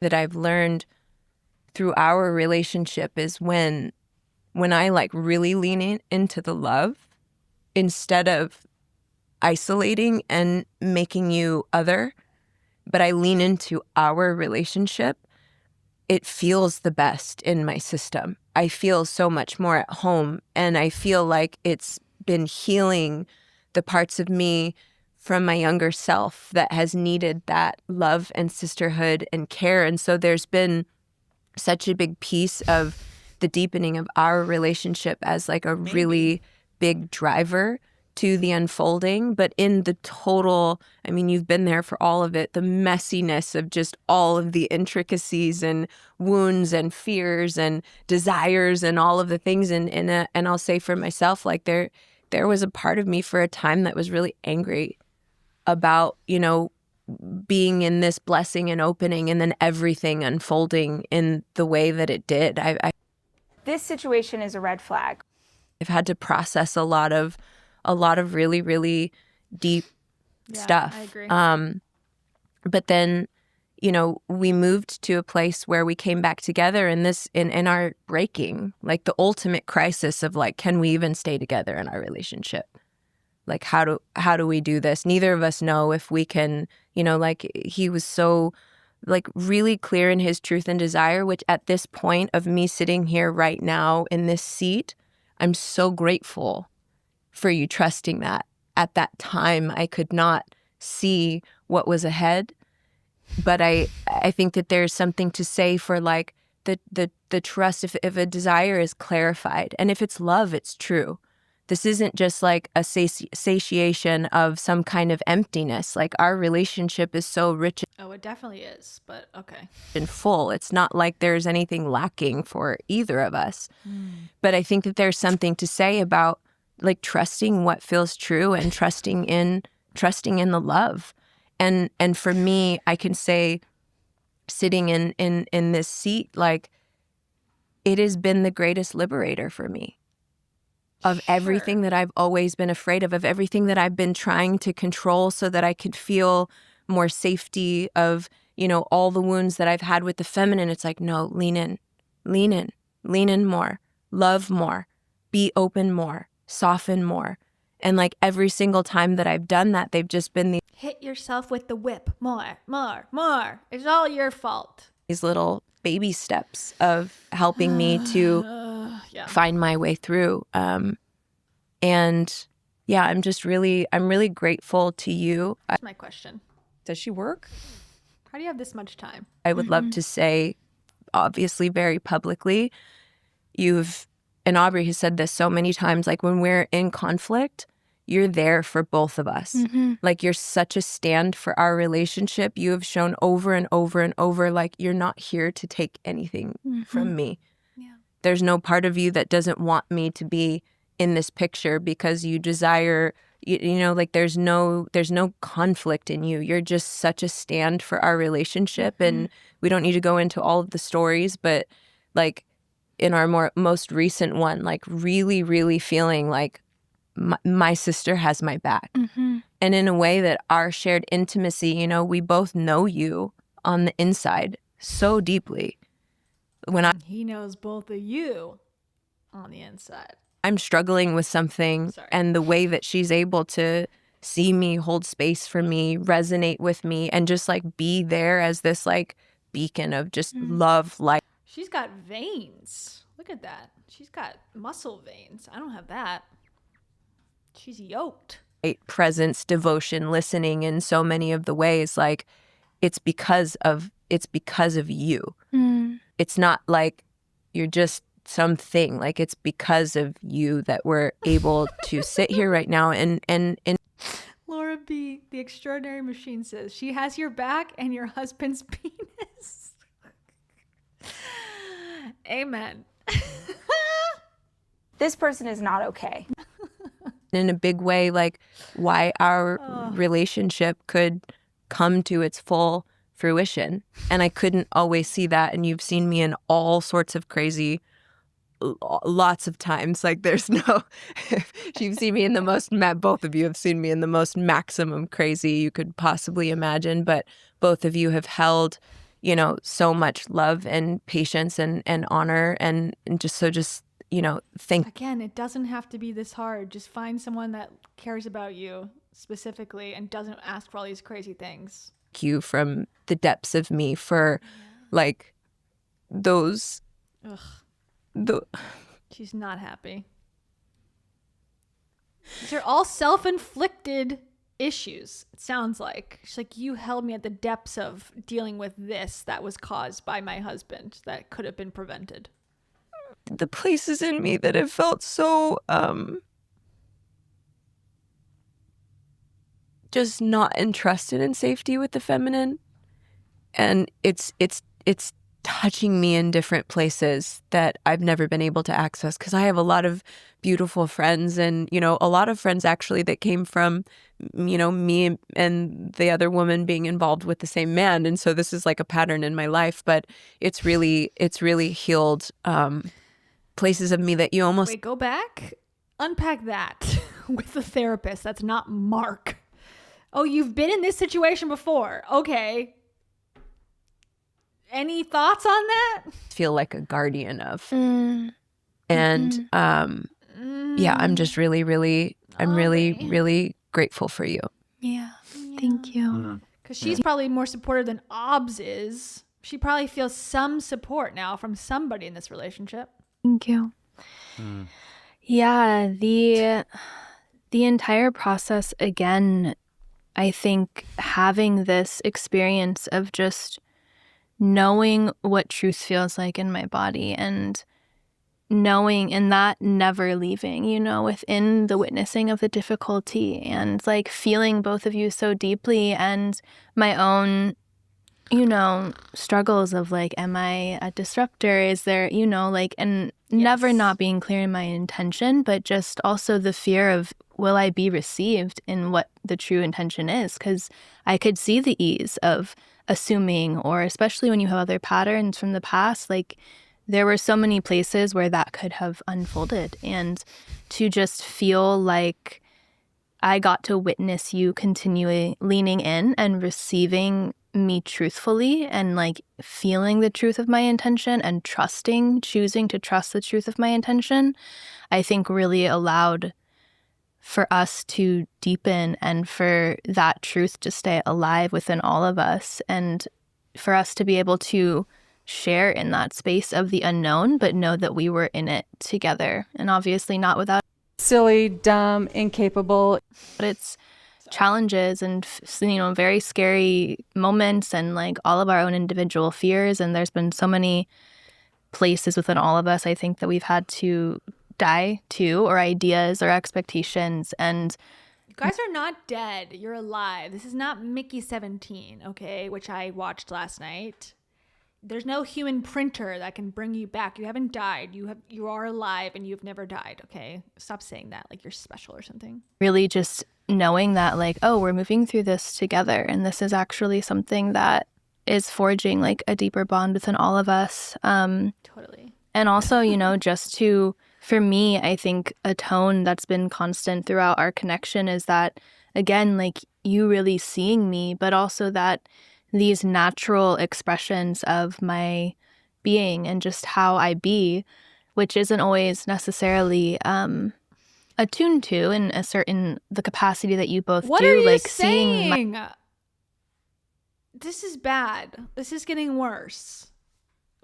I got a little bit of reality when she talked about her sister and having like jealousy of her sister and her parents. That was about, not her, but the other one. That was about as realistic of an example as I got. Now we're talking about beings and be the way she bees.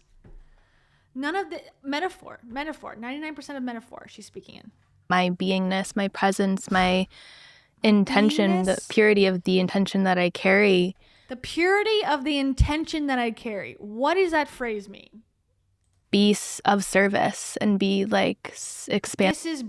This is wellness brain rot, for sure. To both of you has given me such a deep confirmation and such a deep sense of purpose beyond just my small world. And it just feels so incredible to be received and for that to be so additive to two incredible human beings. Yeah. So additive. Mark, if you say a goddamn word, I'm going to freak. I want to just share too that, there's been many, many private moments that I've had with Alana where Vylana and I were in some form of conflict, and we're in the tragic, all things are on the table. There's questions. And He's crazy. To understand that from a selfish perspective, right? The idea of us being able to share a bed every night. I mean, you have strong sugar glider energy. Like you really like a good cuddle.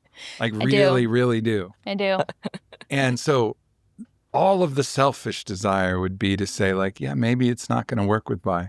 But for you to have never once taken that road or even hinted at it is like a shocking testament to a purity that it's really like transcendent of what I've known in the world. And that purity that is a part of your essential quality. I was just talking with Mark about this in the car, is like people who, if you don't have an experience of purity, you don't know what you're fighting for in the world.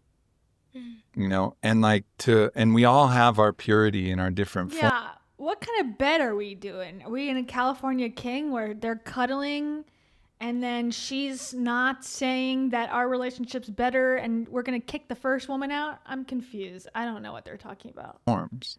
And, Vylana and we're not, I mean, we have it in our different we're like two sides of the same coin, which is like awesome and crazy. A little bit of good, a little bit of bad. A little bit of good, a little bit of bad. But the goodness and purity that you've maintained through this process is like, it's really been absolutely stunning and exceptional and been such a blessing. And it's such a blessing to now be able to share you on this world stage as an archetype, and not to reduce you to a single archetype, but the archetype of purity. The one that's the chill girl that they talked about in Gone Girl. She could eat 1 million hot dogs and not gain an ounce. She can watch sports and drink beer with you as you have downloads from Source Energy that tells you to impregnate other women. Oh, she's the coolest archetype, the cool girl archetype. Love it. And that's like, there's just something so potent about that, which was also an aspect of this that was like, it evokes something that's very important, I think, particularly in the masculine. It's like, in the purity of the world is what evokes the warrior, the protector, the one that says, this world, I'm willing to die for this world. And every movie shows that, the bad guys kill the pure one, whether it's Murren and Braveheart or whatever. It's like, you done fucked up. There was purity and you took it, and now my life doesn't matter anymore. It's like, what matters is my commitment to the purity of she, ultimately. And it's not just in one person. And her purity in his mind is that she's okay with the dynamic of their relationship, and she's not trying to become number one. She's cool with being number two. This brings tears to his eyes. Okay. Ooh, shit. Wait. Oh, shit. You have leaky. She cleans the toilet. Wait, where is it? A rectal. I do number 2. That's what I was looking for. Sorry. It can't be reduced. It's spread all around, but to have the visceral contact with that purity, you know, it's what causes the sword to gleam resplendent, you know, and for the warrior to smile and say like Nakenulawaum, like I'm ready for whatever's next. He's a warrior for having 2 girlfriends. It's been a real gift. Yeah, and Okay, I can't listen to Mark. All right, so on that note, he's a spiritual warrior. He's going to war with his penis by putting it into women. And them being okay with it is purity. We've learned a lot today. I feel very enlightened. I feel like my soul has transcended the earthly plane, personally. I don't know how you feel about it. Let me know. Well, wow. What a half of a pod. We have 1 hour left, but I cannot take it mentally or emotionally or physically, to be honest. I'm pretty hungry. I need some protein. I need to be enlightened through mana from Earth Gaia. So I will be doing that. I'll be taking part in a nourishment ceremony that I do, only me, every night. Part of my nightly routine. I will replenish my self, my aura with nutrients.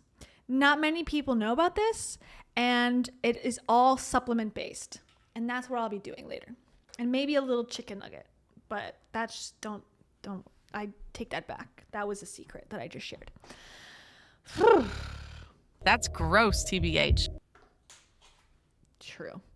I'm going to sing my song and thank you. I'll be back tomorrow and we'll do part 2 and we'll finish it up and then we'll call it a week.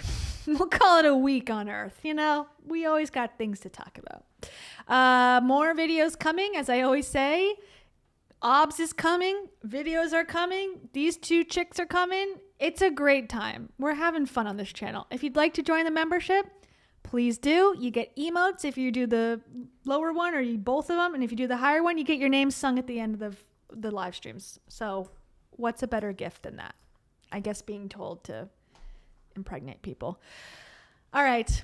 Toodaloo. I'll save our time. 1:31:22 and we'll start again mañana. Peace.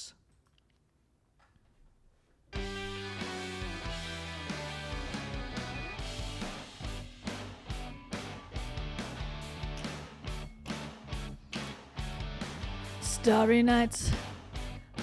Are you a sugar glider? Do you bite Nicole Campbell? How many partners do you have? 1, 2, 3, 4, maybe more. Let me know in the comments below. Conzo. I'm coughing because it's not my truth.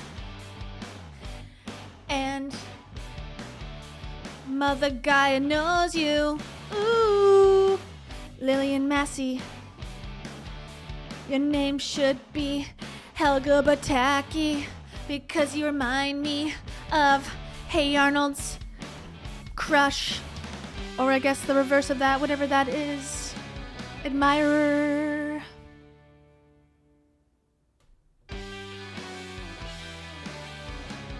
Alaska. Blood Tundra. Did you have a lot of fun listening to this podcast? 4 people talking straight out of their ass. Kara Soto. You must be saying no. I didn't have fun. I wish every woman was a nun. Oh yeah. Lisa B. You're saying what about me? I wanna go on Raya and put myself in a throuple right now. Rebelade Fuentes. What are your thoughts on all this? What do you think of Mark? He was only accused of several sexual misconduct cases. That's pretty good, right? He can give advice about relationships on podcasts. No harm, no foul is what I always say. Chris Johnson, how many women do you have on your list to join your harem? Rob Sheehan, how many are on yours? Can't beat them, then you join them. That's what I always say. You might as well join the ways of the enlightened.